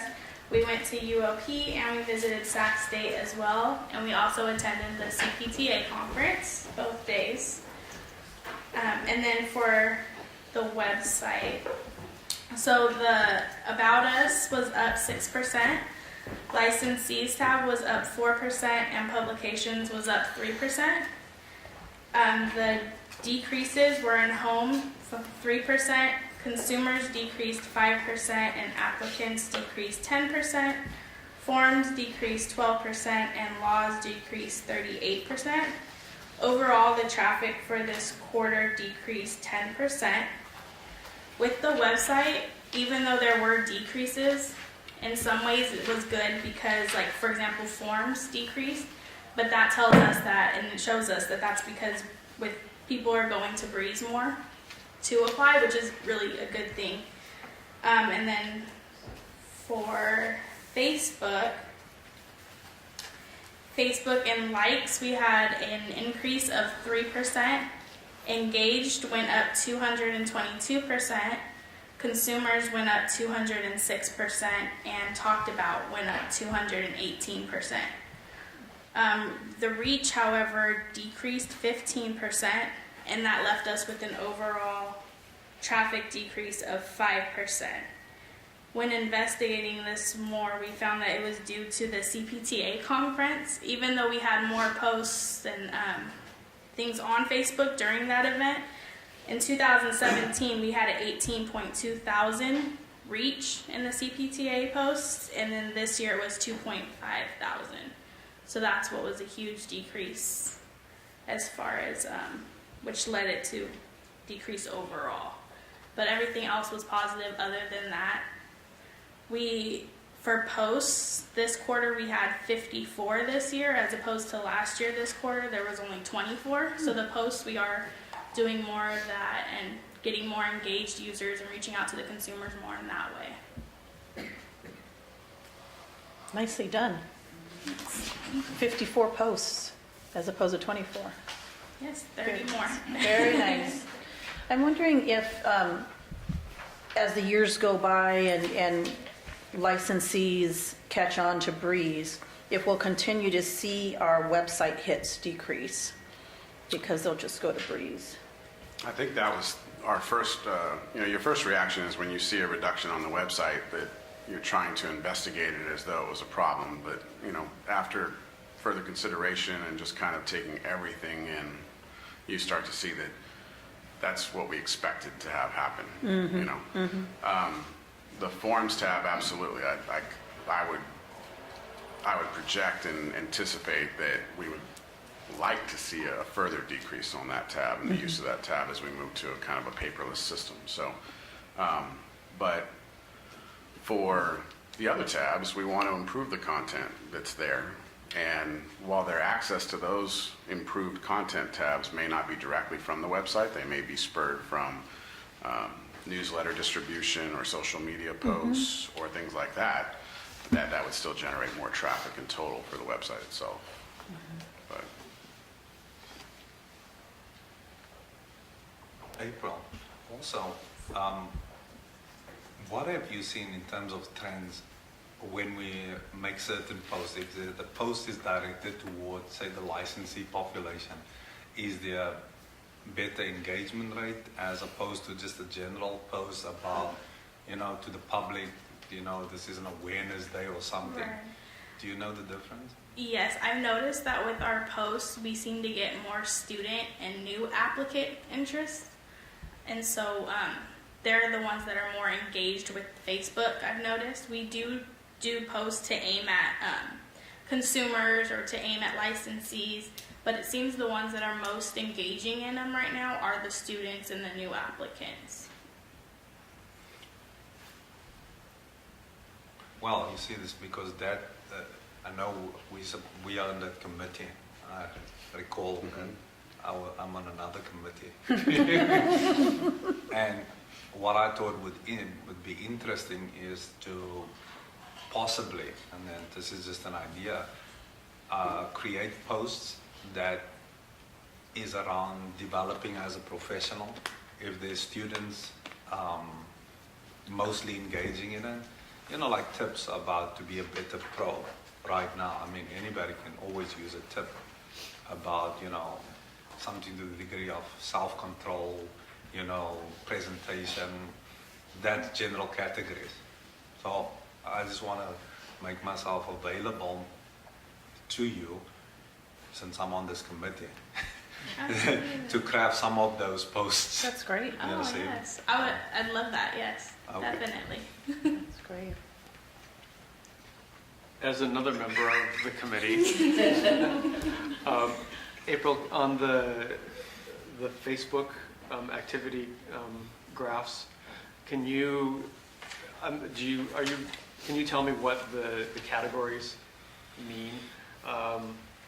So talked about and consumers and reached and engaged. What are those? Yeah, some of them kind of go into each other a little bit. So likes are the number of people who like the page, like, you know, the post, things like that. Engaged users are the ones who comment, also like the actual post themselves. Reached are those who it reaches, and if they share it, same thing to kind of comment. Like I said, they kind of sometimes blend together. Consumers, those are who people who maybe are not licensees or applicants, and they're on there and they're seeing. So like we do posts sometimes that say like PT will help with back pain and it's better than taking medication for it, things like that. So those are aimed more towards our consumers. And then talked about is basically everything all together.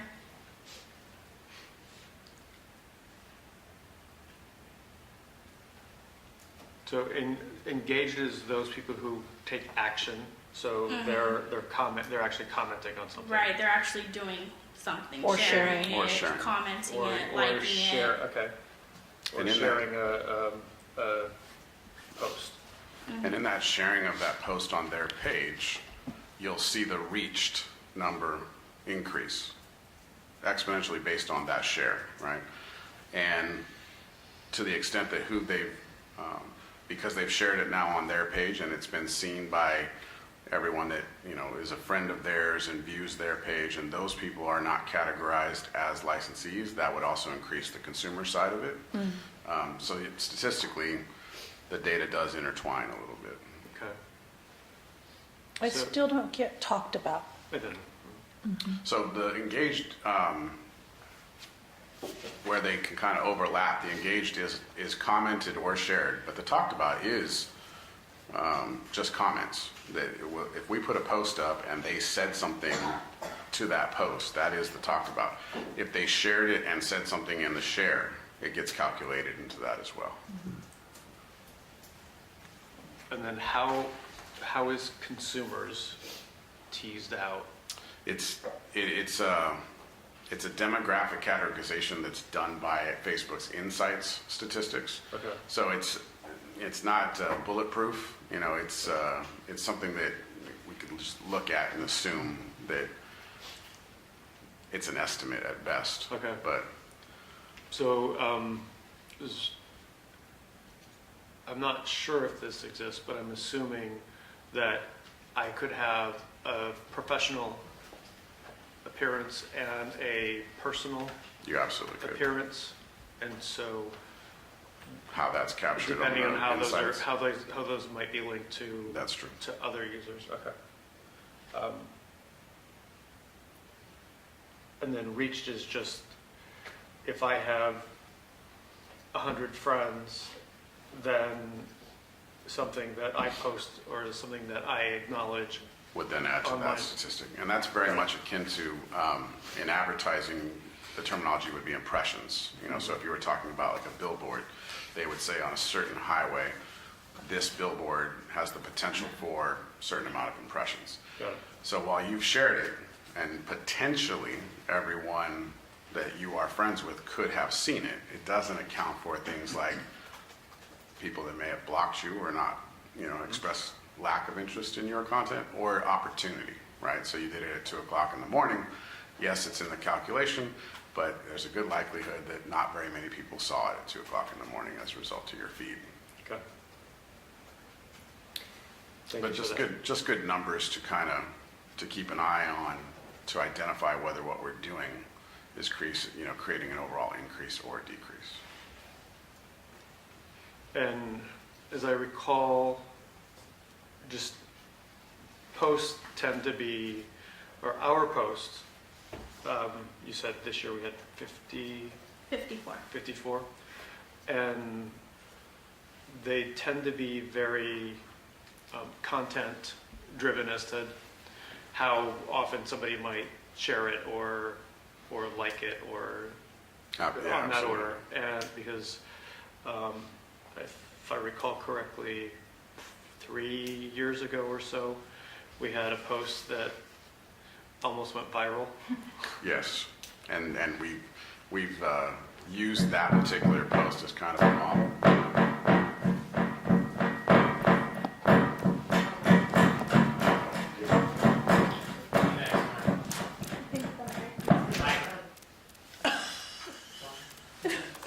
It works now.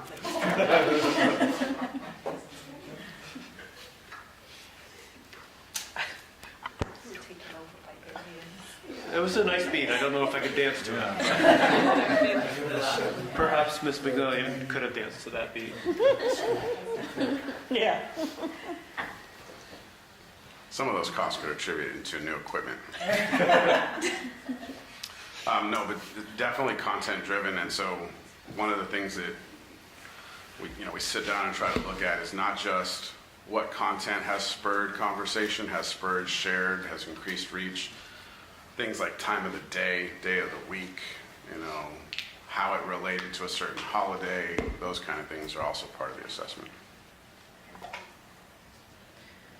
Have we posted links to our newsletter? Yes. Yeah, Yeah. great, thank you. Just as a matter of distribution. Right. One of the ideas I was kicking around and mentioned to Mr. Kaiser was, how can we get licensees involved with the board more as far as just small interaction? And I was thinking, is there a way to highlight what some physical therapists and physical therapist assistants do outside of the clinic when they provide service, community service? And there is so much that physical therapists do outside of their day job to contribute to the public. And that's just one thing that tickled my interest as far as trying to maybe get either a newsletter story or something to post on Facebook as far as what physical therapists do to provide service to the public. And we've talked about too highlighting a physical therapist in our newsletter as well, who contributes to the community as well as the profession. So we're working on actually Great. getting that Great. started. That sounds good. Yeah.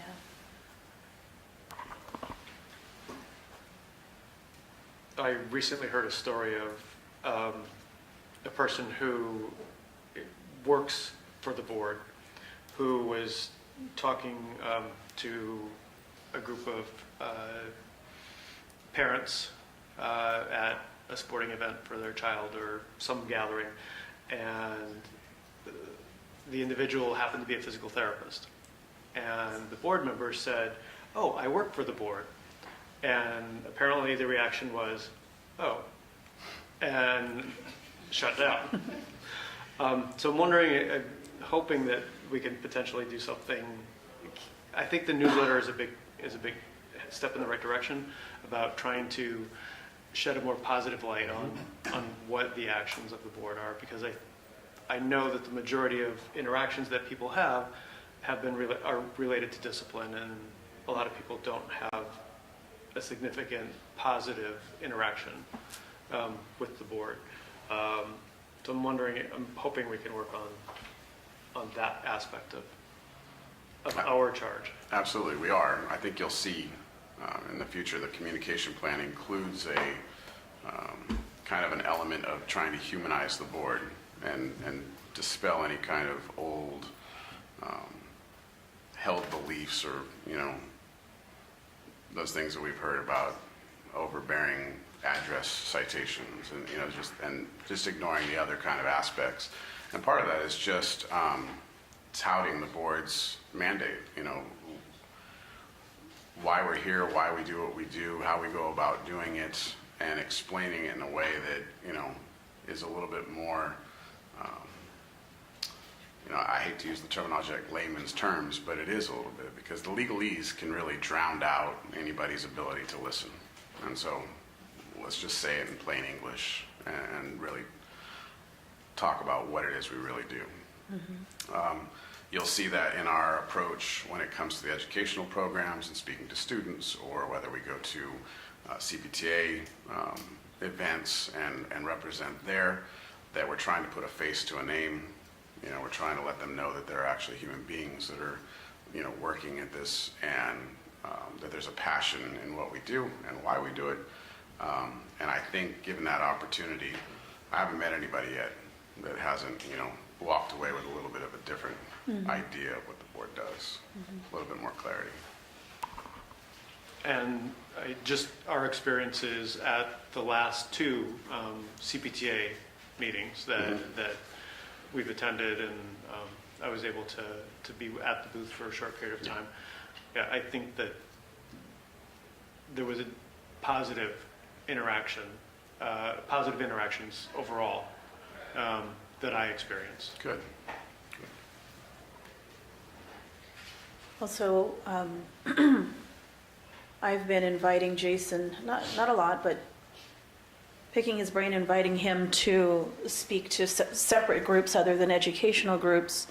And I appreciate that he's always open to it. I mean, we haven't done a lot yet, but one of the ideas is maybe coming to a larger company who employs 50 to 80 physical therapists and just coming to do an in-service and then listen to them and hear what their concerns are, so that, you know, they can have some interaction with the board. And he was willing to do that, which I appreciate. Haven't set anything up, but that might be one way to, you know, change some minds about the board. Tomorrow, he'll be visiting a consortium meeting for clinical educators. And I think that's going to be great as well, is to allow them to hear what you have to say and then allow them to ask you questions, and that'll help guide them for further interaction with the board should it be necessary. Yeah, so thank you. I'm happy to do it. It's an educational experience for me as well. You know, I'd like to, while I'm there and making myself accessible to answer any kind of questions they might have, I'd also like just to sit in the room and take it all in. I mean, it adds to my experience base also. And so, April, if you have any ideas, or you would like to solicit anyone from the board to get, you know, ideas on how to maybe highlight a particular physical therapist or physical therapist assistant, then I'm volunteering all of us. Thank you. Yes, I'm volunteering you. Yes. Any comments or questions from anyone else? I do. I'm seeing that the newsletter has been posted to the website, and this is something that had been submitted to legal review, as normally all publications are submitted to legal for review. And I recall reviewing it and addressing certain issues that required further clarification, and the discussion that was had was that it would be resubmitted to legal review based on the conversations about some of the content. So I'm actually kind of surprised to see that it's posted on the internet, because that second level review didn't occur.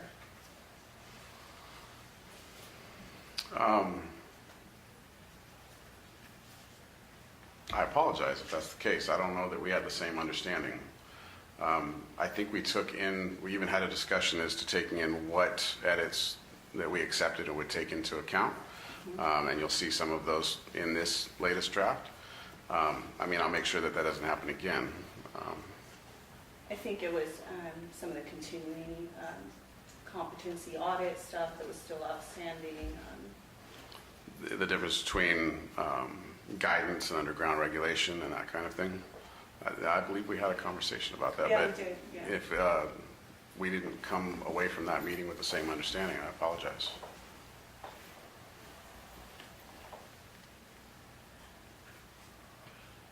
Okay, anything further, April? No, I think that's. And any public comment? Thank you for your hard work. Thank you. Thank you. Thank you.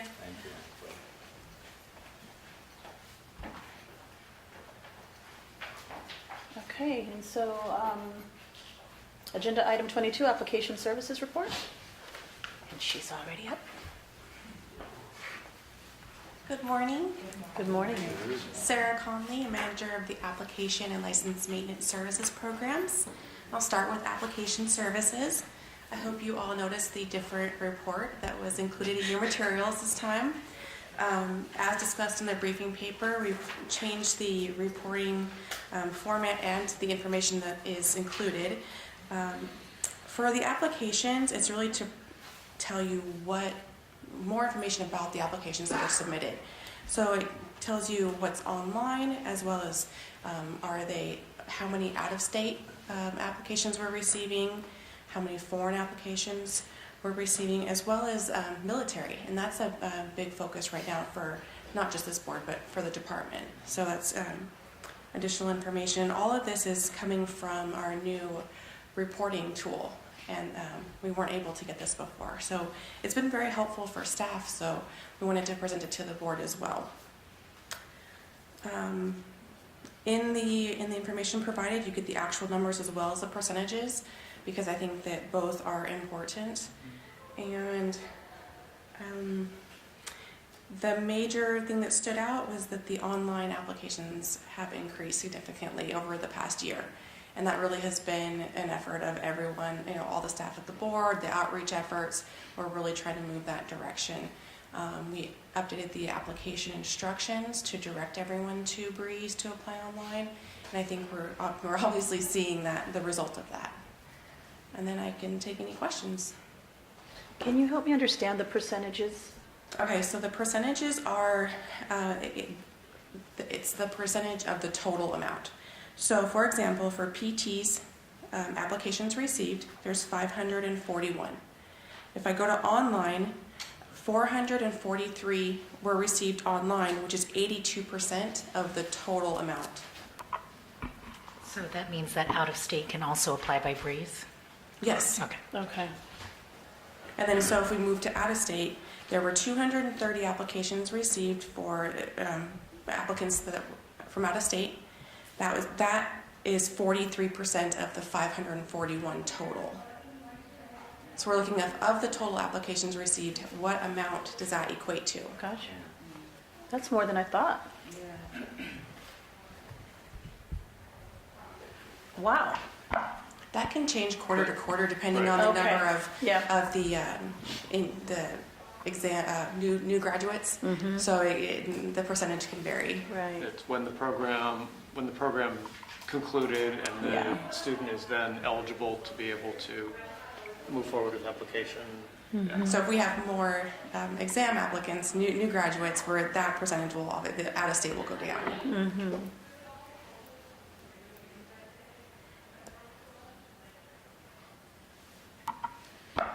Just a comment, I really like the new format of the report. I think it's great to see the number of military represented. Mm-hmm. Thank you. Even foreign. Yeah, it's just nice to see everything broken out. Yeah. Foreign applicants are required to file hard copy? Or can they also? They can do they Breeze also- as well. Mm-hmm.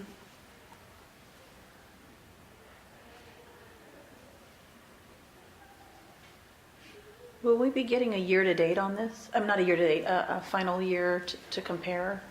So I'll go through this, and then if you have an additional question, let me know.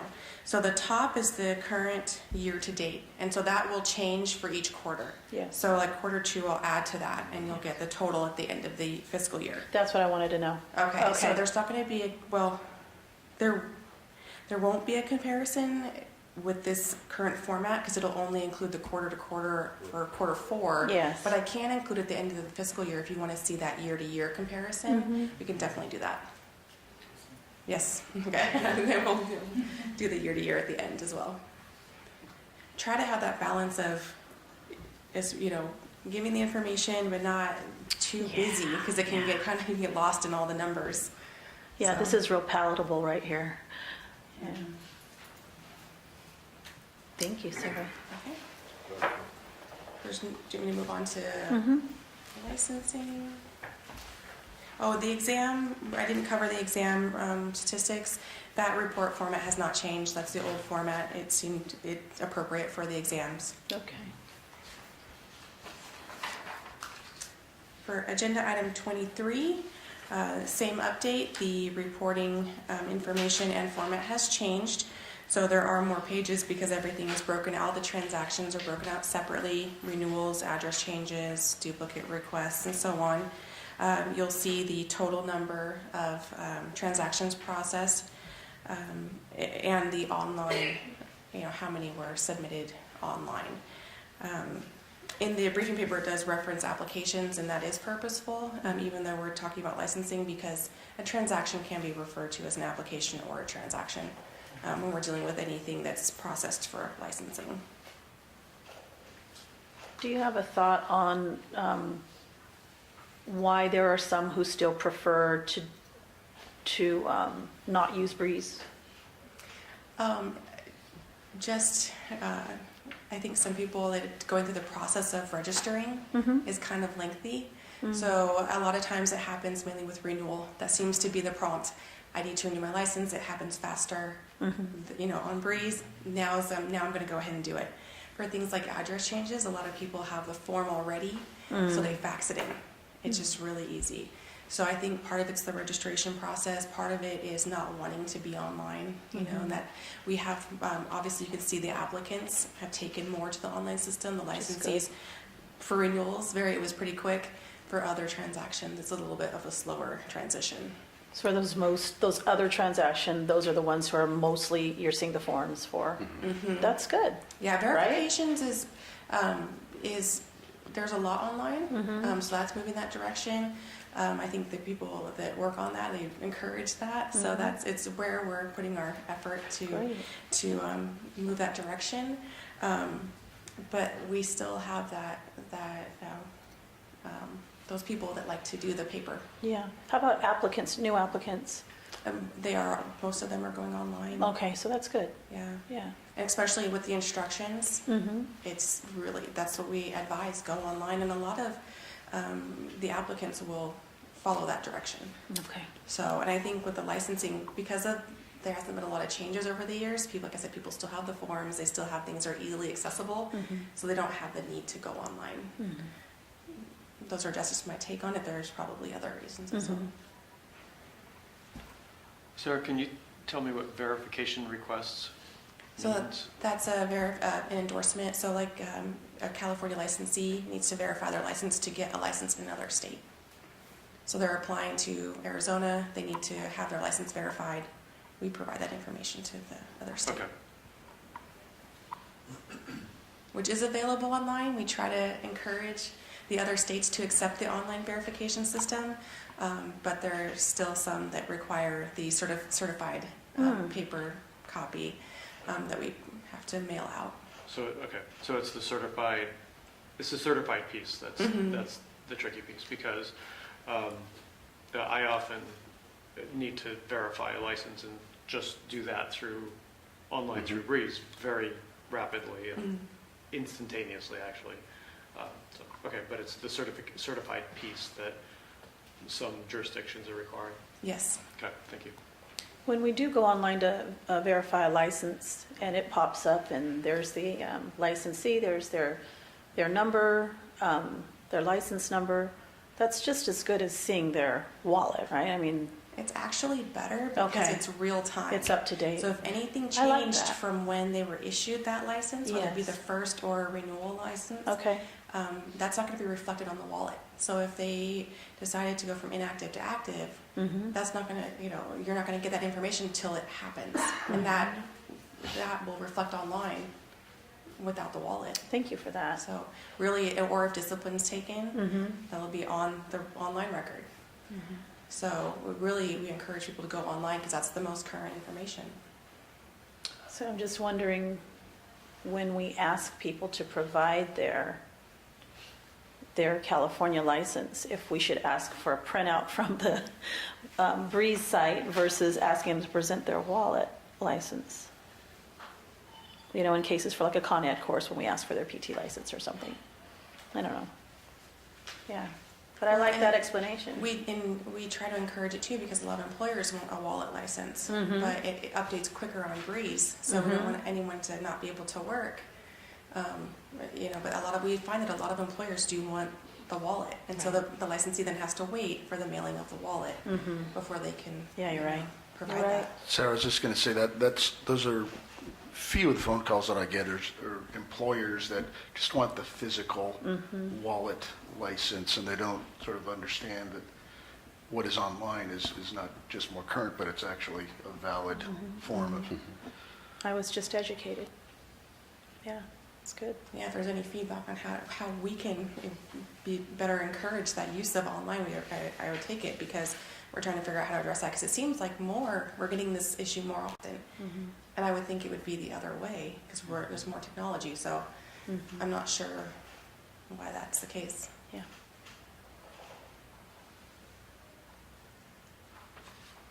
Any other questions or comments for Sarah? Or anything else you want to point out for us? A lot of the things that changes, like the decrease in duplicate requests,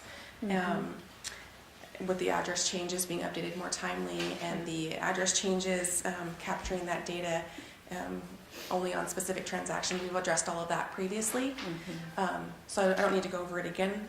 However, we just found out that we can get data on address changes that are done in other transactions. So hopefully the next board meeting we'll be able to see the address changes in total. So like how many are done through a renewal transaction, how many are done through other methods, and that's another Vincent project. Okay. So that's awesome. Sounds good, thank you. Any public comment? Okay, thank you so much. And then continuing competency, you ready to move on to that? That's agenda item 24. Yes. So we've provided the quarter 4 data. As you'll see, there are still a few pending. So we don't have the results, but they are on track to be consistent with the previous quarter's pass rates. That's pretty much all I have, unless you guys have any questions. Can either you or Mr. Kaiser tell me what the current remediation process is for those who do not pass their audit? It varies. And I understand, and so wanting the gamut. Yeah, so kind of the because- range. So as part of that audit process, if someone through the 30-hour requirement has 27 hours and maybe a 3-hour course that pertains to physical therapy, but it wasn't exactly from one of the recognized approval agencies, we would look at that and consider that person substantially compliant. It would be unnecessary and maybe a little heavy-handed to tell them to pursue either having that agency become recognized or attend another course for that extent of 3 hours to fulfill that requirement. They've met the spirit of the statute at that point, and we would consider it. Contrast to that, on the other end of the spectrum, is that upon audit, they just don't have any hours, and they haven't done an ethics requirement, and they haven't done a basic life support, or they're just not even familiar with the regulation. They have a very short period of time to come into compliance with the auditor. If they don't, that could lead to a disciplinary measure or a case being forwarded to CPS. And in that realm, it could result from anything to a citation to a formal discipline, depending on how the licensee participates in the process. Lack of participation ultimately is going to be seen as just a sign of just not recognizing the authority and not wanting to participate, which would be unprofessional conduct. I was going to ask a follow-up, just in that extreme example of 0 continuing ed units, what kind of time frame are we, because I imagine this is retroactive now, so the applicant has already, submitted his or her application, they've said that they've abided by the requirements. Correct. So what time are we talking about typically? So with any of those situations, we're going to ask, as part of the abatement, for them to come into compliance with that recommendation, or with that requirement. So for the renewal period that they've been audited for, if they don't have anything to demonstrate,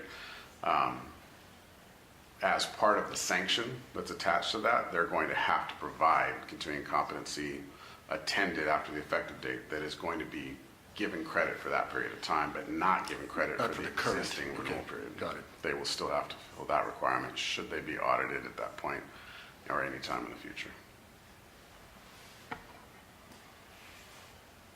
CPS is Consumer Protection That's Services? correct. Not Child Protection? Not Child Protective Services. And How are PT.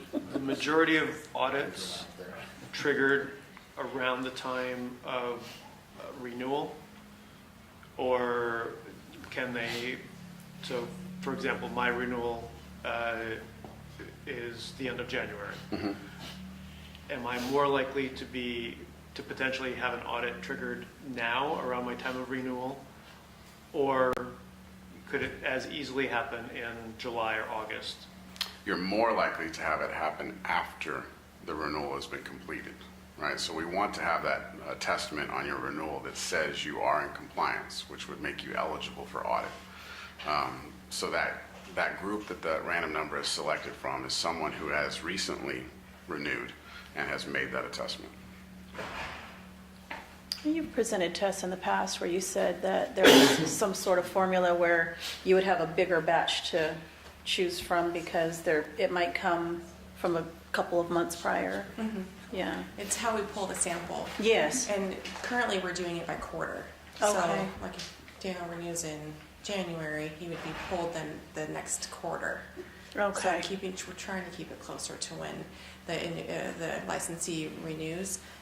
That can change, depending on how we pull the information, but we're trying to make it, easier for the licensee too, closer to renewal. It makes it easier, I think, for the board and the licensee. That's right, yeah. So you're Rather just than pulling it. years later. Mhm. Yeah, although it's a requirement to keep the records, Mhm. we don't want to make it harder than it has to be. Mhm. For either one of you. Is there an annual goal of like the percentage of the population that we try to audit? It's substantial compliance. Okay. So if we see that there's we're comfortable with the number of licensees that are passing the audits, then we'll maintain or lower the percentage rate. If people are not, then we raise it. So I don't have like a specific number necessarily. It's depending on how the licensees are performing. Looks like they're performing very well. Yeah. So, okay. Yeah. Thank you. Well, we are. I mean, they might see a drop in the future. We have had a period of transition, so we've been working with the licensees, but and that's part of outreach efforts. But as those conclude, and that transition period concludes, you might see a higher failure rate, because the licensee should be more aware of the requirements. Have you received any feedback when we removed those agencies that were no longer going to be approved? No, because by the time they get to the board to, with the recommendation to remove them, they're either they don't offer any courses or they haven't been functioning for quite some time. So no, and because of the time that's passed, the licensees haven't taken courses there, so we haven't had any issues where people can't get records or anything like that. Thank you. Mm-hmm. To echo Katerina, though, these numbers, they literally have doubled. So it's really, really good. But which On the continuing Mm-hmm. for the year in, year to date.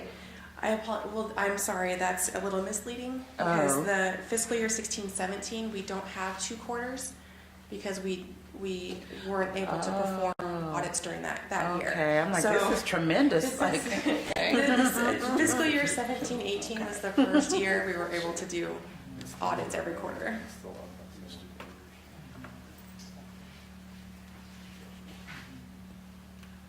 Great job to you and your unit. Nice. Thank you so much. To all of them, yeah. Mhm. Thank you. Thank you. All right. Any public comment? Okay. Agenda item number 25, Consumer Protection Services Report.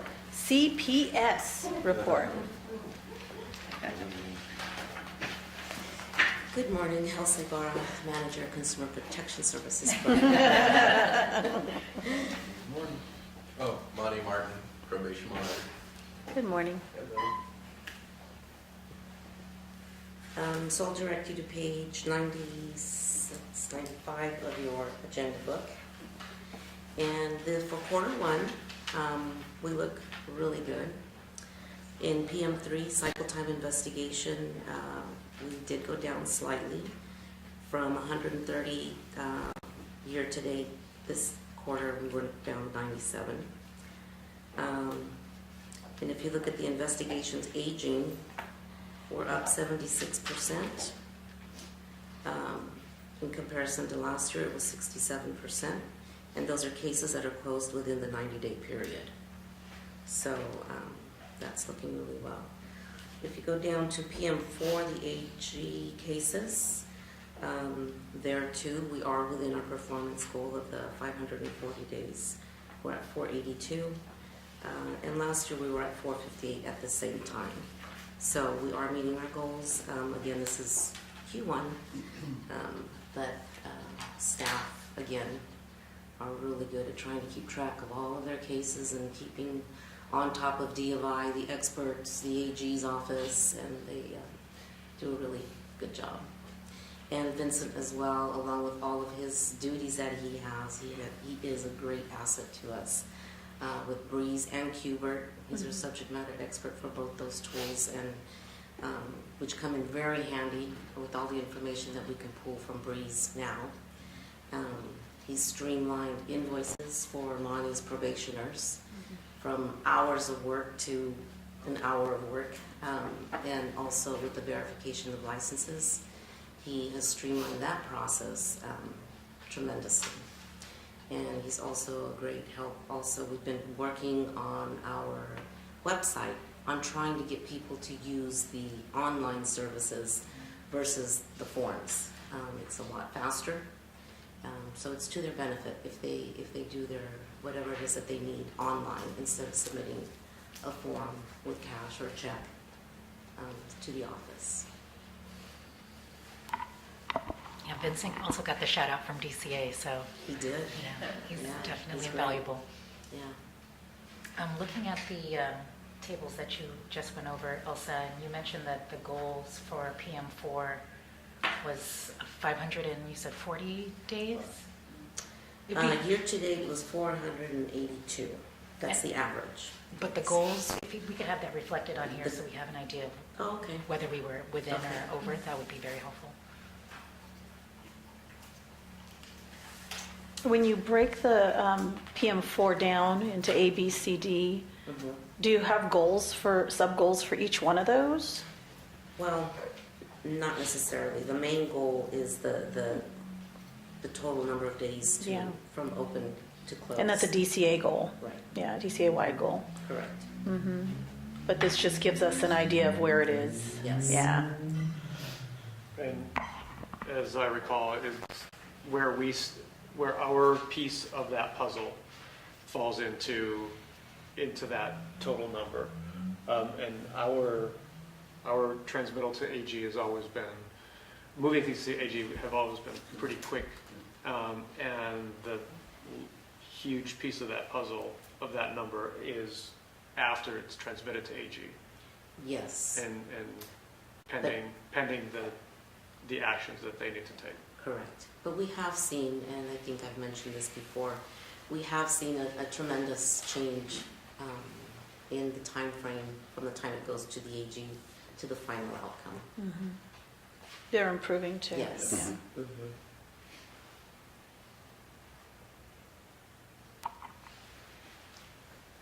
Not reflected in the information that you provided, but other things that are handled, such as address change, or those kinds of things where there is, in the past there was some more significant action. Can you just review what the consequences of some of those things when address changes are not reported within the 30-day window or something like that, just to review that?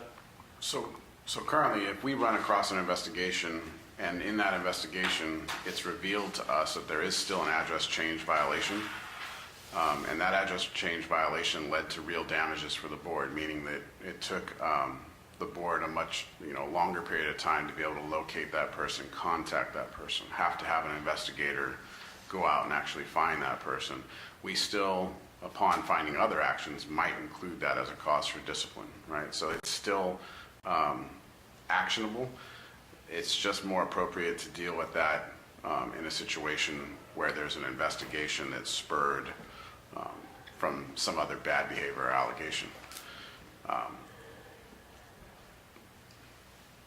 An address change violation is an address change violation. But because the board receives maybe a piece of return mail, having to conduct an investigation based on that piece of return mail and invest a lot of time and resources into it, it just doesn't rise to the same level of priority. Or is it a good use of our resources when we have other cases that are in need of our attention that are of much more egregious nature? The address change usually rises to our attention when the licensee needs us, so they haven't received their renewal notices because they failed to, renew their address timely. And in those cases, on a case-by-case, we'll deal with it. But I think the more important thing to stress is that when that address violation comes up as a result of an investigation into another allegation, it's still going to be included as discipline. Right. When an address violation occurs on its own, what type of action? So there's a couple things to consider. First time, second time, is there a history or a pattern established or that kind of thing? But it could vary from citation to discipline in and of itself. As an example, if they've received a citation in the past for the very same action, a second citation isn't or may not be appropriate. Discipline might actually be required at that point. And what's included with citation? Citation is usually an administrative fine, and it may be an educational requirement too. And that educational requirement might be a 2 to 4 hour course included for laws and ethics as it pertains to physical therapy. And as part of the abatement of that, to update the address so the board has the current information for that person. And just for the sake of the continuing education moment that's happening, why is it important for people to update their address? A couple different reasons. I think a lot of people think that it's so that they can receive their renewal notice timely in the mail, and I appreciate that. But more importantly, if the board receives a complaint against a licensee, it's really to the licensees, to their advantage that we can actually reach out to them and get their side of the story. If I have to have an investigator come out and take their statement as it pertains to an investigation, that is the requirement. That is the need for the requirement itself. But you bring up a good point. If we also select that person for audit for continuing competency, and as a result of that audit, we receive return mail, that might be something that leads to an action based on the failure to update their address timely. And complicates the continuing competency audit itself quite a bit. This bit of education brought to you by the Physical Therapy Board of California. Thank you very much. Awesome. There was just a little bit of outreach to there. I liked it. Okay. Anything else you want to bring to our attention? Any other questions? Yeah. I just had a quick comment, I think, with Elsa here is appropriate. I just wanted to get a take on the board members' experience with the first case for review through Breeze, through the portal. How did everybody feel about that? I liked it. I thought it was an efficient way to disseminate information, and it's good to get us in the habit of going to Breeze to get that into votes, submit our votes, and what have you. I struggled. I'm challenged with with what should be an easy flow, that doesn't really seem to be intuitive and flowy for me.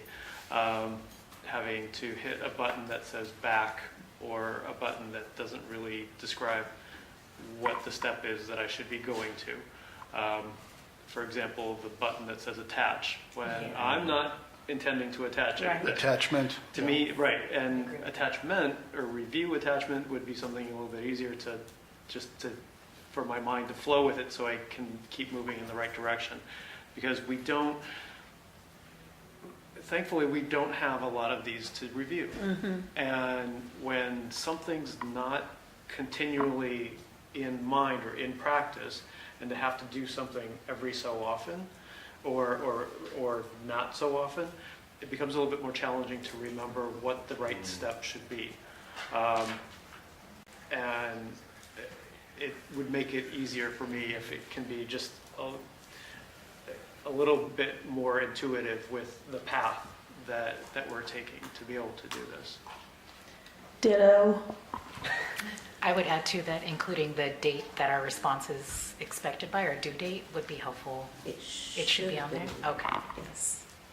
So what we can do is look at the instructions and maybe just make them a little bit more specific and more detailed, and we'll send it off. Another challenge that I had was trying to recall the ID, my user ID for this particular task. Fortunately, I use a password.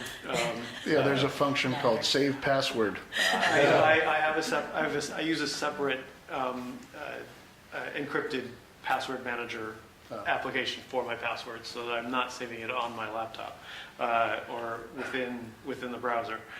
But I had to go through, I think, 3 different DCA IDs that I currently have. One for my license, Right. one that was set up to establish the Breeze account, one that was set up to, I think, initially, or for my DCA email, which then, because it flows in, and then the new one that was created, which I believe starts 720. Yeah. And so then I remembered that. So that helped me. But in the email, maybe remember to use your ID starting 720 would help facilitate that. So, who is responsible for having built that interface and the whole system? Because Dr. Drummer is correct, it's doable, but it's not intuitive. So you have to actually think it through. And carefully push that button to see what lies behind it. And if you're not a very high risk taker, then you don't want to push that button that says attach. Ultimately, I'm responsible for the design of the system within the parameters that it can be designed. So to the extent that we can make it a little bit more intuitive, a little bit more user-friendly, we will. But there are going to be some things that, while they may not be changeable, we might just have to look at more creative ways to solve those kind of problems. And if that's in client text or directions, or as Dr. Drummer kind of said, when we send a communication out to you that we emphasize the use of your 720 address or something like that, we'll do that to the best that we can. The module is designed for all of the other boards and bureaus to use. So how tailorable it is within a very narrow set of parameters. So while healthy discussion is good, we did have that conversation kind of about the agenda before. So I think this is a good opportunity to kind of continue that conversation with regards to the Consumer Protection Services report that identifies discussion of the statistical report as the agenda item. I noticed in the materials there's the addition of the document regarding disciplinary summary. That would be an opportunity to add an item like that with a distinct report onto the agenda. And then also this conversation regarding this transition to a new system using Breeze for case management would appear to be distinct from the statistical report. So that's another opportunity to add clarity to the agenda for purposes of public notice. So I would just encourage the board members that if there's something new happening you notice, like for example, the transition to the Breeze system that you feel like you might want to talk about at the board meeting, please do feel free to, really I encourage you to reach out to the board president or the executive officer and let them know, hey, I think I might want to talk about this at the board meeting, can you put it on the agenda? And I think that would really help go a long way with providing more clarity to these agendas. Because I know when we were going over the agenda review, we had a specific conversation about these items 22 through 26 and tried to come up and anticipate with what the discussion topics would be. And we came up with these statistical report items, but if there are other subcategories that you're interested in talking about, that's opportunity to reach out. And then I also noticed that a difference between kind of the approved agenda and what I'm looking at today, and I think there was an item for the board administrative manual review. That it wasn't ready and not on this current agenda? Mm-hmm. Would spur another legal review? Yeah, normally if there's a substantive change to the approved agenda, that it would be, that legal would be alerted, yeah. When you say alerted, just simply a notice saying that we removed an item, or would it require another period of agenda review? Well, if it's just the removal of an item, I don't imagine it would be a lengthy review, but yes, another review.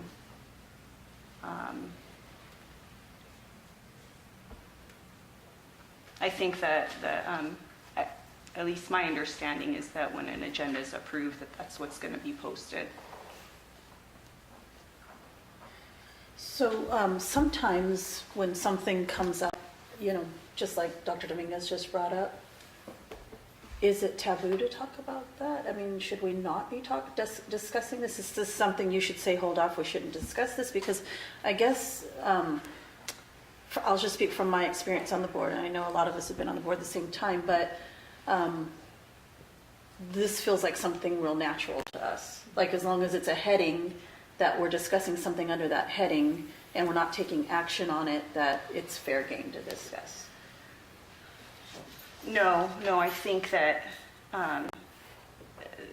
the more appropriate way to go about it is if there's a topic that you want to discuss within the particular report, that those items would be identified in the subcategories.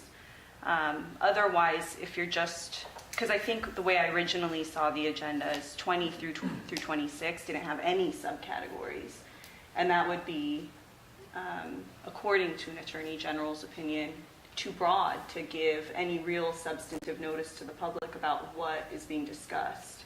And so that's why we try and anticipate more specifically what the board will be talking about. And that's why we identify the statistical report. So I think it's more problematic if there's a motion that's made on an item that isn't identified. Yeah, I don't think we would do that. Yeah. I don't think you'd let us do that. Yeah. No, that's it. So, but to the extent going forward, we can try and anticipate what we might want to talk about or what the board might want to talk about, and then getting those on the agenda, I think that would be helpful. Like, for example, with regards to the Breeze update, I myself recently just learned about that. But like, let's say for the public, they may not know what you're talking about. Because this is something it's an internal processing. So you start talking about that, it's not on the agenda, and I think you can lose the public when things like that are happening. They don't know what's being talked about. Is it a statistical report?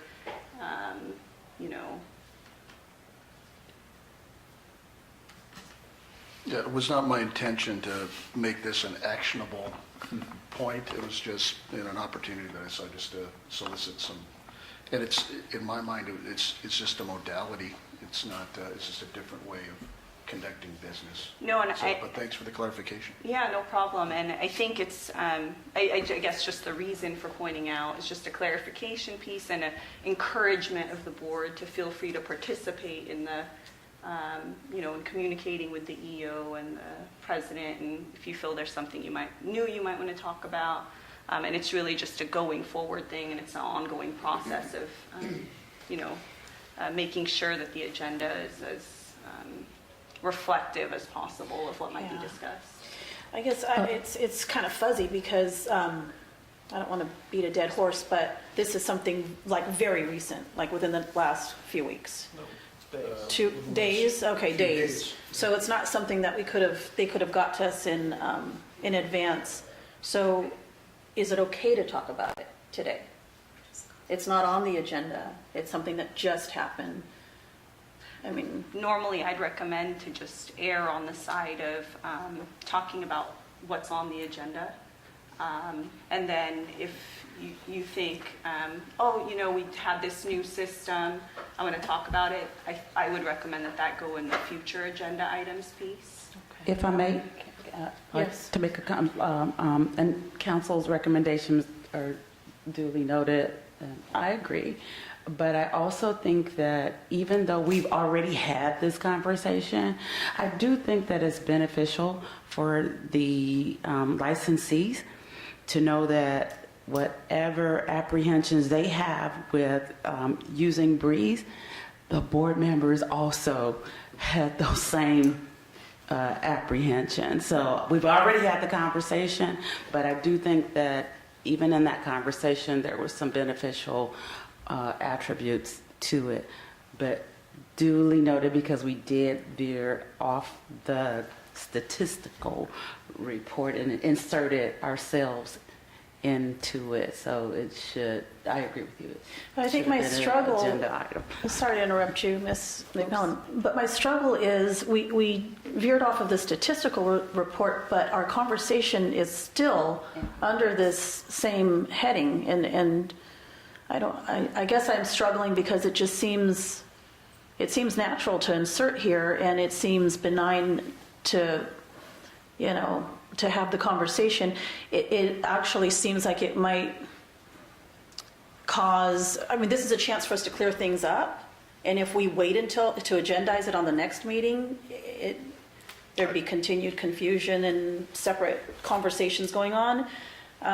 There's benefit to me hearing what other people think, but I don't think the risk of public not being notified of us having this conversation outweighs the benefit of the conversation. We were still in context of the conversation. You're absolutely right. And so, Mr. Payne, I see you're out there. Would you like to come forward and speak on this? I'll say one thing as Anthony walks up. But I do appreciate the caution moving forward to the extent that I can predict or anticipate what you guys are going to talk about within a specific topic. We'll include it in the agenda. And then a request to council, if you will. Can we receive a copy of that AG opinion? I think that's like the second time I've heard it mentioned, and I'm not familiar with it. So just to be able to put things into context for me and for my own education, I'd like to see it myself as well. No problem, I can do that. Good morning. Good morning. I won't try to belabor legal advice in open session, but what I would like to just sort of underscore is it really is incumbent upon board members, when we talk about agenda items, to hew as closely as possible to the topic. If there's a section A, you should feel free to have a section B and a section C and D and E and F. You can certainly be as particularized as you want to be on these agendas.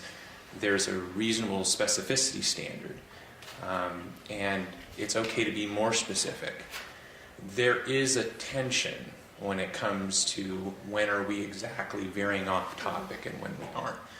So it really is incumbent on some level upon each of you as board members to hew as closely to that as possible. Some of it's just judgment, I think, is what you're saying, which is correct. But it's always helpful and more transparent to stay as on topic as you can. And in order to do that, to help you stay on topic and have to not judge it sort of on the fly, your best tool is to be as specific as possible on the agenda. It gives you the room to maybe veer off slightly, because you're not veering off slightly because you've agendized it. So you it's sort of a dicey situation when you go less specific but want to push the topic. What is more helpful to you is to be more specific, and maybe you briefly touch it, maybe you almost don't because it's on context, but you have it agendized so that the public's aware that you're going to be discussing it, and you as a board are being as transparent as possible. It's okay to be overly transparent. There's nothing wrong with that. So I would urge you to use the agenda as a helpful tool to give you all the room you want when you conduct your board meetings to discuss the matters fully. That's what I would say. Is that helpful? It's helpful, and I agree. And at the same time, I just still am struggling because I feel like what we're talking about falls under this category. And it's something new. It just came up. I don't see a risk of misleading the public by having this conversation, and it's on webcast. And my learning moment here today is the perspective from which we see this. Because if we see it from the board perspective, we will see it from this bench, and it's our discussion. But when the council were addressing us, I saw a different point of view. That's from the public perspective. So we can know this is an internal issue, but someone else on the outside, they don't know. So we can have a hearty conversation about something that someone doesn't even have the first brief on. And if we agendize the item, what it gives us is the latitude to go however direction we want, as he pointed out. And I see it more like if you train an elite athlete, we document the workout. And when we document the workout, I can expand, this is the basics that you can do. But if you go outside of those basics, then you're kind of just floundering. So we get very specific in what you have to do. And then even within that specific deal, I can say, oh, you can do 5 more of this. And that's what you were talking about. It's the ability to be so specific that it gives you more room to move in. And it probably doesn't make as an exciting board meeting as it would otherwise be. Yes. But wearing the attorney hat for a minute, I would personally be totally satisfied if it was a complete obvious board meeting where I know exactly what all the board members are going to discuss, and maybe the individual board members, I'm not saying this is the case here, but you would be almost very rote in how you're proceeding, the topics that are being discussed, and it's almost ho-hum for you. I would say from a transparency, public perspective, that's very good from the public's perspective. And from a legal perspective, that's also helpful too. So I would, again, just stress, use the agenda as a helpful tool for you all to give you the room that you want. Thank you. Yeah. And I'm wondering if either of you, as council, might have suggestions on a way or a method for handling things that are a little bit more urgent, that can't be dealt with within the time frame of the development of the agenda and the meeting, because we do have a 2-week window when we don't have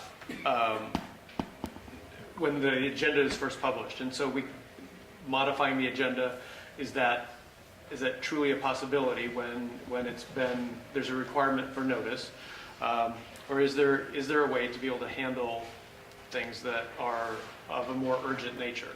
So I would say yes, and I would also defer to your own board counsel on maybe working out exactly the topics that you have in mind, where you could. I think there are some tools that we could use for that. And so maybe we could follow up on an individual opinion for that.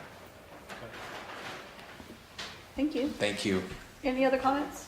Yeah, you see, this is actually fun and exciting. Because For you. Yeah, only because I enjoy the learning process, and what I feel is like I have to be more disciplined, and I don't like sometimes to being disciplined because I like ice cream, and someone is telling me eat fish because it's better for you, right? My analogies, I know. So I'm going to be on food and training. TJ. Yes, so I see it as an opportunity to tighten up, and like you say, even if it becomes like, oh yeah, this is just, not boring, but Ho-hum. Yeah, ho-hum. I thought that was a good term. Yeah, that it is. It's illegal. But it's safe and very specific, and there's no room for it to go overboard, as what I'm hearing. Yes. And I see that as a very positive, and so I'm very grateful. Thank you. Yeah, thank you. I was I thank both council for the learning opportunity, as Mr. Watkins had said, and my request is that council just jump in sooner Yes. rather than later, before we've had a chance to, veer too far. Yeah, I think, what I try and do is err on the side of kind of what Alicia said. It's a judgment call as to, are you straying a little bit? Are you straying a long time? How long is it going on? So I think I err on the side of not wanting to interrupt good, healthy board discussion, especially if it's only, veering a little bit or not too long. But I think I decided to point it out when I felt like it was becoming more of a distinct category that could have been pointed out on the agenda. And I think to Dr. Drummer's question, if it's within the 10 days, the agenda can't be changed unless, of course, the board meeting date is moved, because you have to have that 10-day notice period. But with regards to this agenda, that discussion point about the breeze, I don't know how long this has been implemented or how long the planning process was to implement it, but to the extent, it was no more than the 10 days out, that's just the kind of thing when, brainstorming for the agenda, try and think, okay, what's new, what is the purpose of the CPS report, what's changed within the CPS realm, and then just try, that's the tool, is to try and anticipate, and I think that's a pretty, a big one, a big change if the board's moved to a breeze system. And I imagine the board's been working on that for a long time before it was launched. I don't know, but.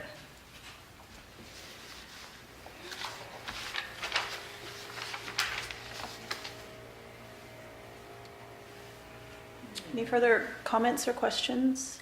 Any public comment? Anything else you want us to know? Thank you, Elsa. Probation monitoring. Probation monitoring report. I'll try to stay on top of it. Well, so will we, because we always have a lot of questions for you. Don't ask And we want to know these things, and it's good for the public to know these things too, but we just want to learn more about, what you do when you go out there and how it all happens. Just keep it in the lane. Mm-hmm. All right, so I'm reporting on the first quarter of the 2018-2019 fiscal year, the probation monitoring stats for that. We had 85 licensees on probation for various reasons. 11 of those probationers were tolling or out of state and not receiving credit toward the completion of their probation. There were also 2 licensees that completed probation in the quarter. Of the 74 that are not tolling, 18 are enrolled and participating in our drug and alcohol rehabilitation program, which is about 24% of the people in state right now. And then if you turn the page, you have the probation stats table there for you to look at.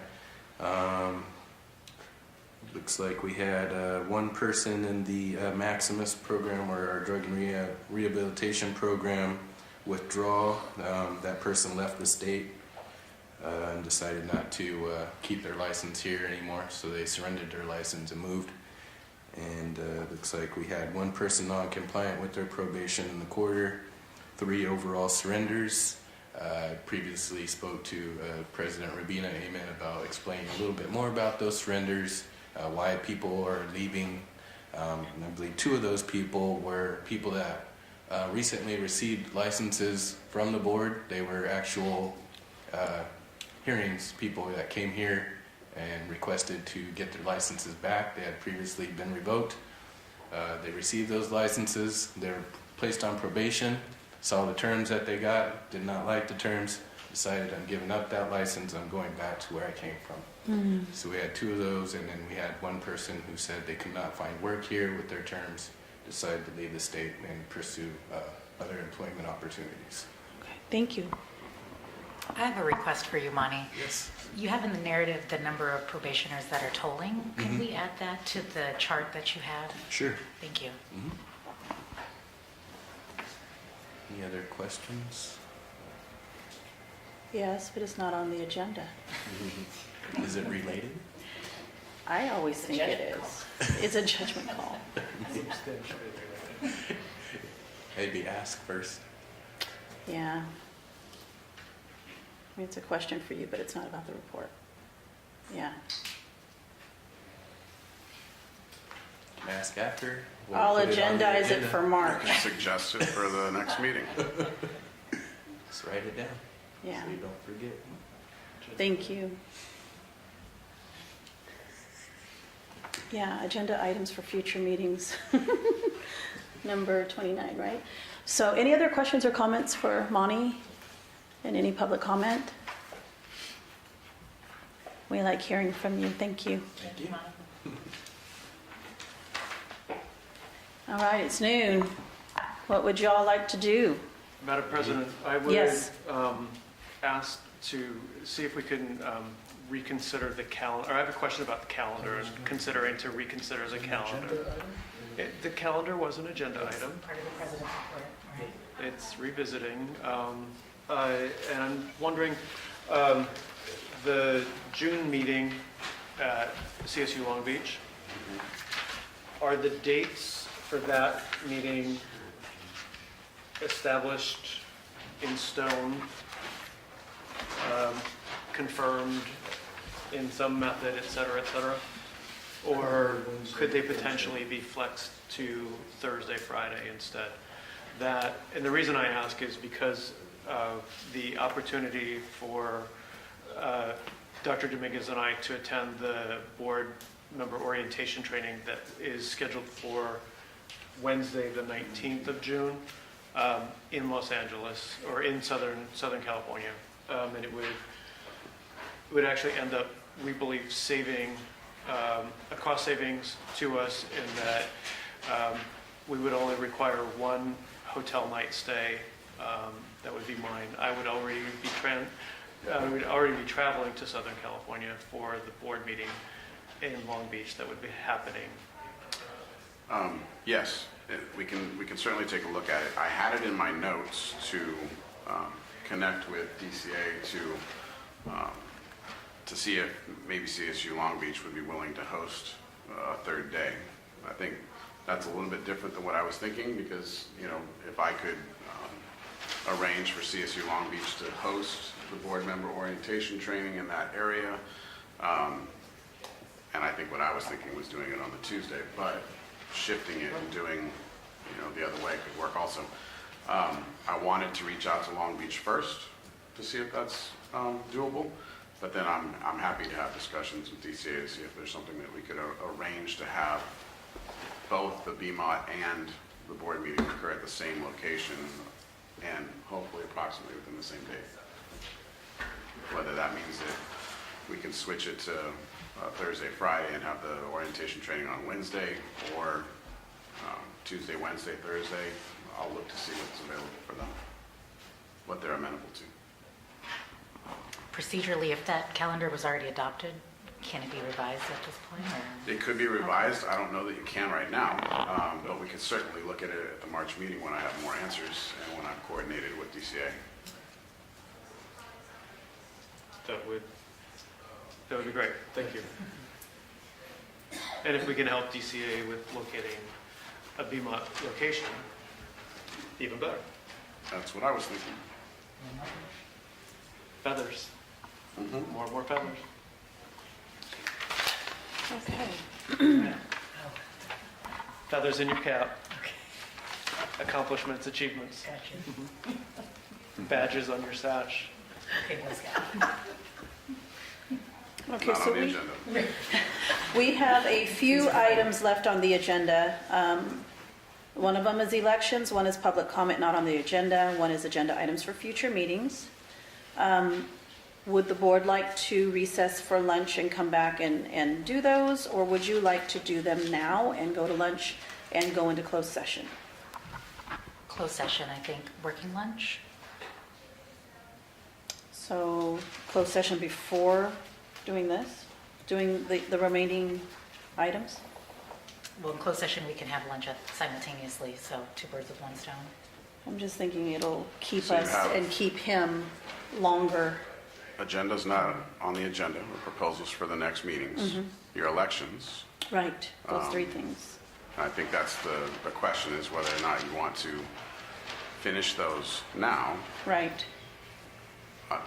trying to anticipate how long that might take, and then go into lunch, working lunch, closed session, just to adjourn at the end of the day so we can let the webcaster be free, or closed session lunch now and come back to do those items. I defer to you, Madam President, but I would like Yes, a let's- bio break if Sure. we do decide to do Okay. elections now. What do the other members feel like?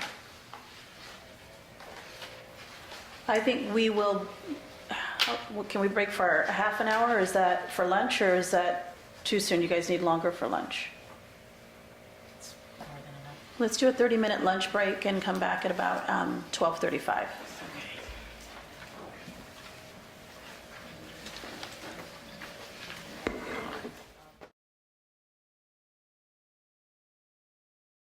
I was able to pull some of what I was referencing during the discussion about agenda items. And I think a really helpful resource is a legal opinion from our office that was distributed, which I can provide to the board members, and it might add some clarity about agenda notice requirements. And in that legal opinion was cited that AG opinion that I was referencing before. So I believe what I was recollecting was the opinion from our office, previously distributed by, I believe, Doretha Johnson, prior deputy director. So it's the guide. Actually, what I'm referencing is the guide to the Bagley-Keene Open Meetings Act that's distributed by DCA. So a lot of what I was talking about is discussed there. So I think as a learning point and a training point, it would be really helpful to reference back to that guide to the Open Meetings Act. And specifically, agenda items and notice requirements are discussed on page 5 and 6 of that act. 5 through 7, I'm sorry, of the guide. Page 5 through 7 of the guide. Under there's multiple subsections, but the ultimate subsection is 3A, and it specifically talks about identifying an agenda item as, like, for example, executive officer's report versus the idea of identifying the subcategories, and then it also cites to that AG opinion. So. To the extent that the board members don't have this guide to the Bagley-Keene, I think it's a great tool, great reference tool, and that could probably be sent around or or discussed at a future meeting.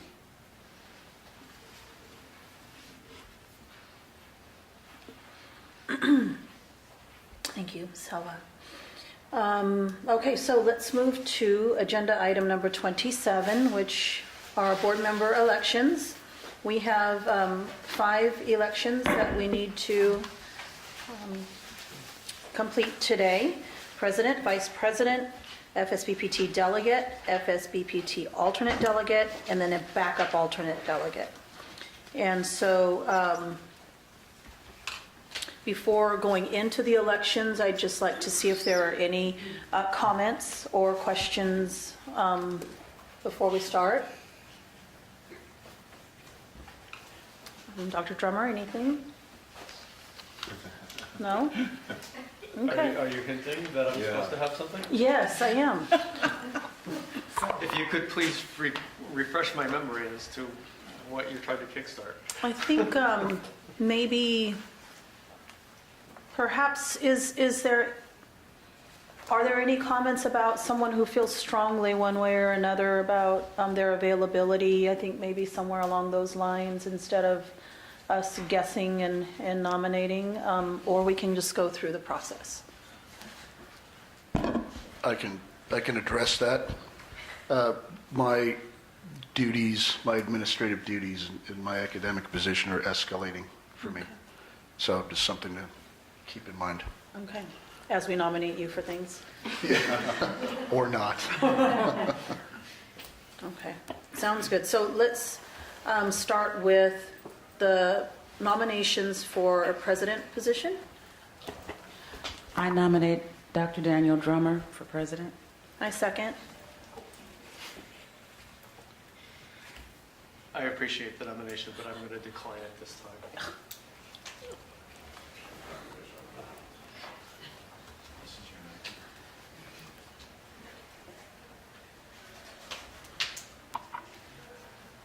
I would nominate Dr. Alicia Rubina Amen. Second. And I'll accept.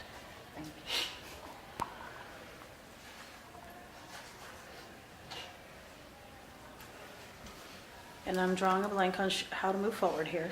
Any discussion? We have Any other nominations? any other nominations?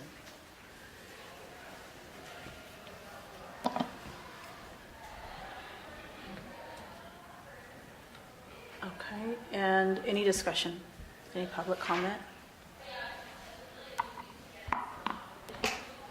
I personally have appreciated your level of involvement and the amount of work that you've done over this past year. And I think it would be detrimental, potentially detrimental to the board if somebody else were to be put in that place so that you couldn't continue the work that you've done.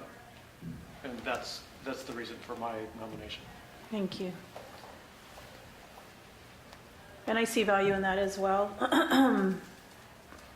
Although I also, when members feel that they can serve in a capacity of holding this position, would like to encourage others to do that while they still serve on the board, if they have the time and opportunity.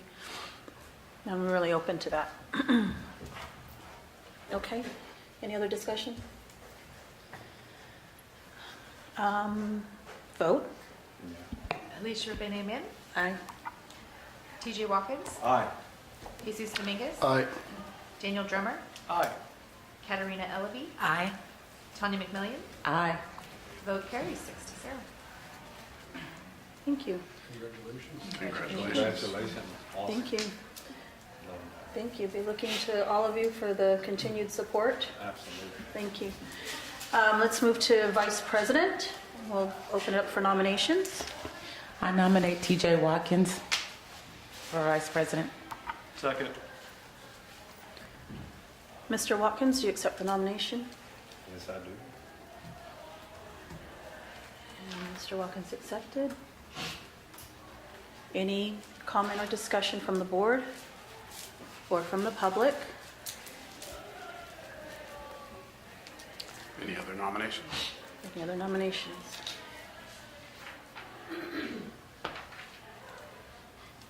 Okay. Hearing none, roll call vote, please. Alicia Benamin, Aye. TJ Watkins, Aye. Jesus Dominguez, Aye. Daniel Drummer, Aye. Katarina Ellaby, Aye. Tanya McMillian. Aye. 6-0. Vote carries. Thank you. Thank you. Okay, moving on to our FSBPT delegate and opening it up for nominations. I nominate Katarina Ellerby. I second that. I accept the nomination. Okay. And do we have any other nominees?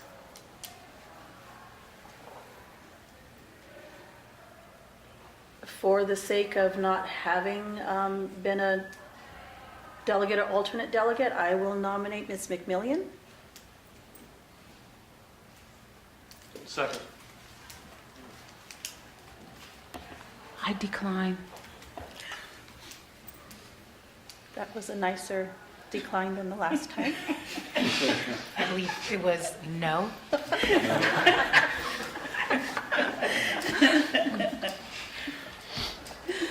Okay, any other nominations? Any further comment or discussion? And any public comment? And a roll call vote, please. Alicia Benjamin, Aye. TJ Watkins, Aye. Jesus Dominguez, Aye. Daniel Drummer, Aye. Katarina Ellaby, Aye. Tanya McMillian, Aye. 6-0, motion carried. Thank you. Okay, and for the FSBPT alternate delegate, nominations are open. I nominate Dr. Daniel Drama. I second.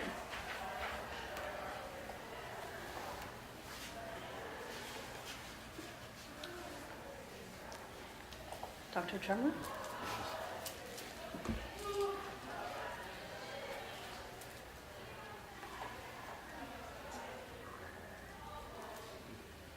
I'll accept. I would like to nominate Tanya McMillian. No.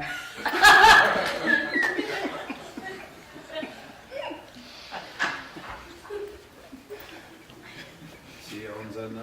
We didn't even get to a second.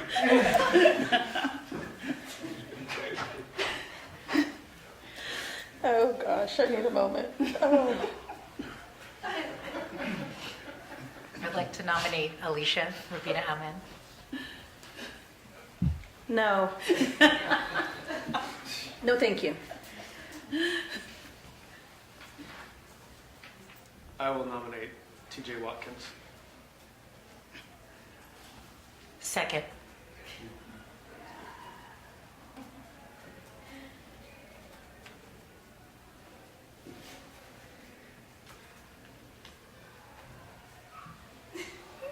Is this where I have to accept? Yes. We don't need this process.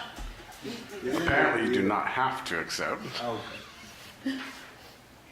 even before there's a second. I second it. No, I'm just, Oh, we've had declines even before the I'll second. accept. Okay. Okay, any other nominations, comments, or discussion? Any public comment? We have two nominees. Daniel Drummer and TJ Watkins for alternate delegate, FSBPT. And we'll have a roll call. Well, we'll do one and then the other, or just, Each person, Each for example, person. can identify who they want to vote for. Yeah. That would work. Alicia Benjamin, Dr. Daniel Drummer?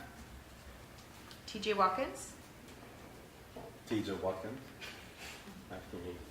Jesus Dominguez, Dr. Daniel Drummer. Daniel Drummer, TJ Watkins. Katarina Ellaby, Dr. Drummer. Tanya McMillian, Dr. Drummer. okay, 4-2. Congratulations, Dr. Drummer. Congratulations. Congratulations. Okay, and last we have backup alternate delegate, which we've done different ways in the past. How have we listed them previously? Traditionally speaking, what we've done in the past is just listed the alternates as alphabetical. And so everybody serves as an alternate, alphabetical being the higher list. It doesn't commit you to anything per se. If it's something that you can't go or you can't do, you're not available, we will just move on in the list to the next available alternate. Okay. And if that's okay for the board, you can vote on that if you'd like. To modify that priority, I would seek to have the reverse alphabetical order, which Okay. would put Mr. Watkins as the first backup alternate. I understand. Second. That's what I love about that. He's always thinking ahead. Innovative. Very innovative. Let's approach this from the back.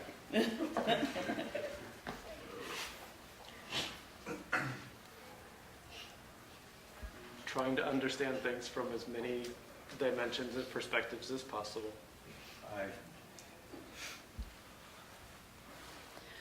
Okay, so any further discussion regarding the backup alternate delegate? Any discussion or questions or comments from the board or the public? I have a question. So it's not going to be a separate nomination and vote process for the backup alternate, or because TJ, board member Watkins was the second he automatically became the backup alternate? Is that, or? He's the first in the list for the alternate, assuming that the board's going to vote that way. They still have to vote to have that.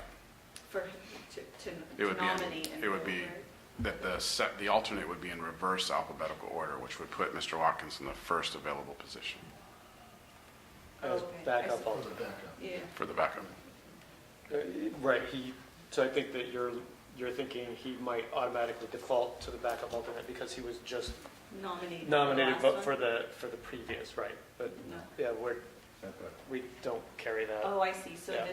this item E is not an election piece. It's just, it's any board member based on alphabetical. Okay.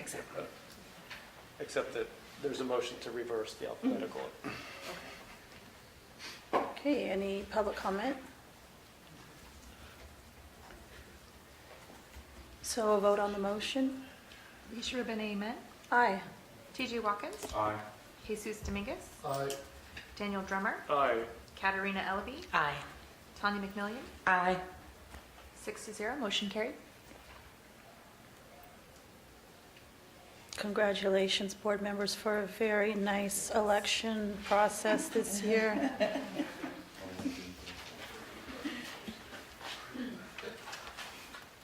Okay, and we are on agenda item number 28, public comment on items not on the agenda.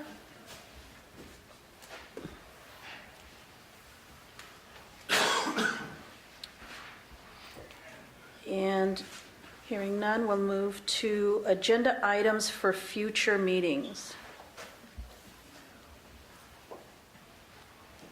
So, yeah. So under, and maybe this can just come between the executive officer and I and council, but under the probation monitor's report right now, I'm thinking, there are some questions that I would just ask of procedural questions of how you do your job that might be helpful to us as we think about cases and things like that. And so I think that would be nice to place on the agenda for next time. Yeah. Would you like a similar to what we've done with the DFI or the Attorney General's office in the past, kind of a PowerPoint presentation on probation monitor services? Can we put that on there? Can we do that? And perhaps maybe I can. Make that happen. Yeah. I could even maybe come up with some general questions that can guide that for you. Presentation of services. Yes. There was one I recall on applications, I think Sarah had done. And if I may just add in there, since it's on my mind, I'd like to know how Monty spends his time and how he would like to spend his time. I'd like to know what restrictions he has because he is our only probation monitor, and what sorts of solutions could there be, or what sorts of more independence could he have if he had some additional support with him. along those lines, potentially for all of the administrative reports that we have, rather, because currently under application services, we only have the agenda item statistical reports. And so if we follow what I believe what we're encouraged to do is to potentially add a separate line item that addresses duties, issues with duties, performance, something to that effect of that particular subsection, so that we can be able to target, if we need to target a discussion that way, then we're not stuck with just the agenda item of report, of this statistical report. So, such as the discussion that we had earlier about the new process. And can we please agendize that as well? The process that we started talking about.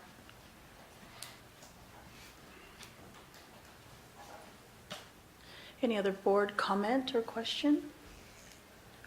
Yes. Yes. So, Microphone, please. then I would like to add under the 10, discussion and possible board action for the increase in exempt level of the executive officer. A section, maybe A or B, that a report back from the committee as to our progress in investigating the exempt level increase request.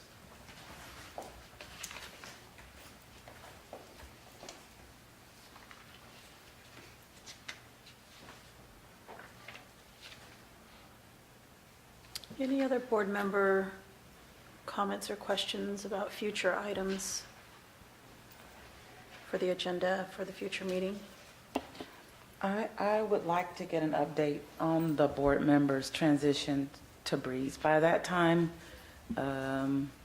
we should all be using it. So I would like to get an update on how we all transition.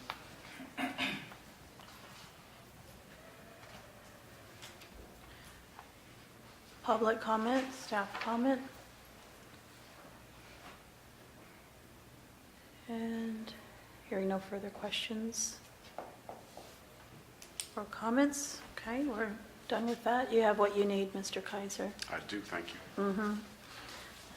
So the last item would be closed session for the afternoon, and then we will reopen to adjourn the meeting. And our next meeting will be March 21st and 22nd, 2019, at the Evergreen Building Hearing Room. Correct.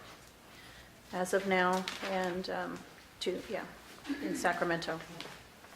Okay, this meeting is going into recess. It's 1 o'clock. Into closed session. It's 1 o'clock. And to clarify, adjournment will not be webcast. Thank you. Okay.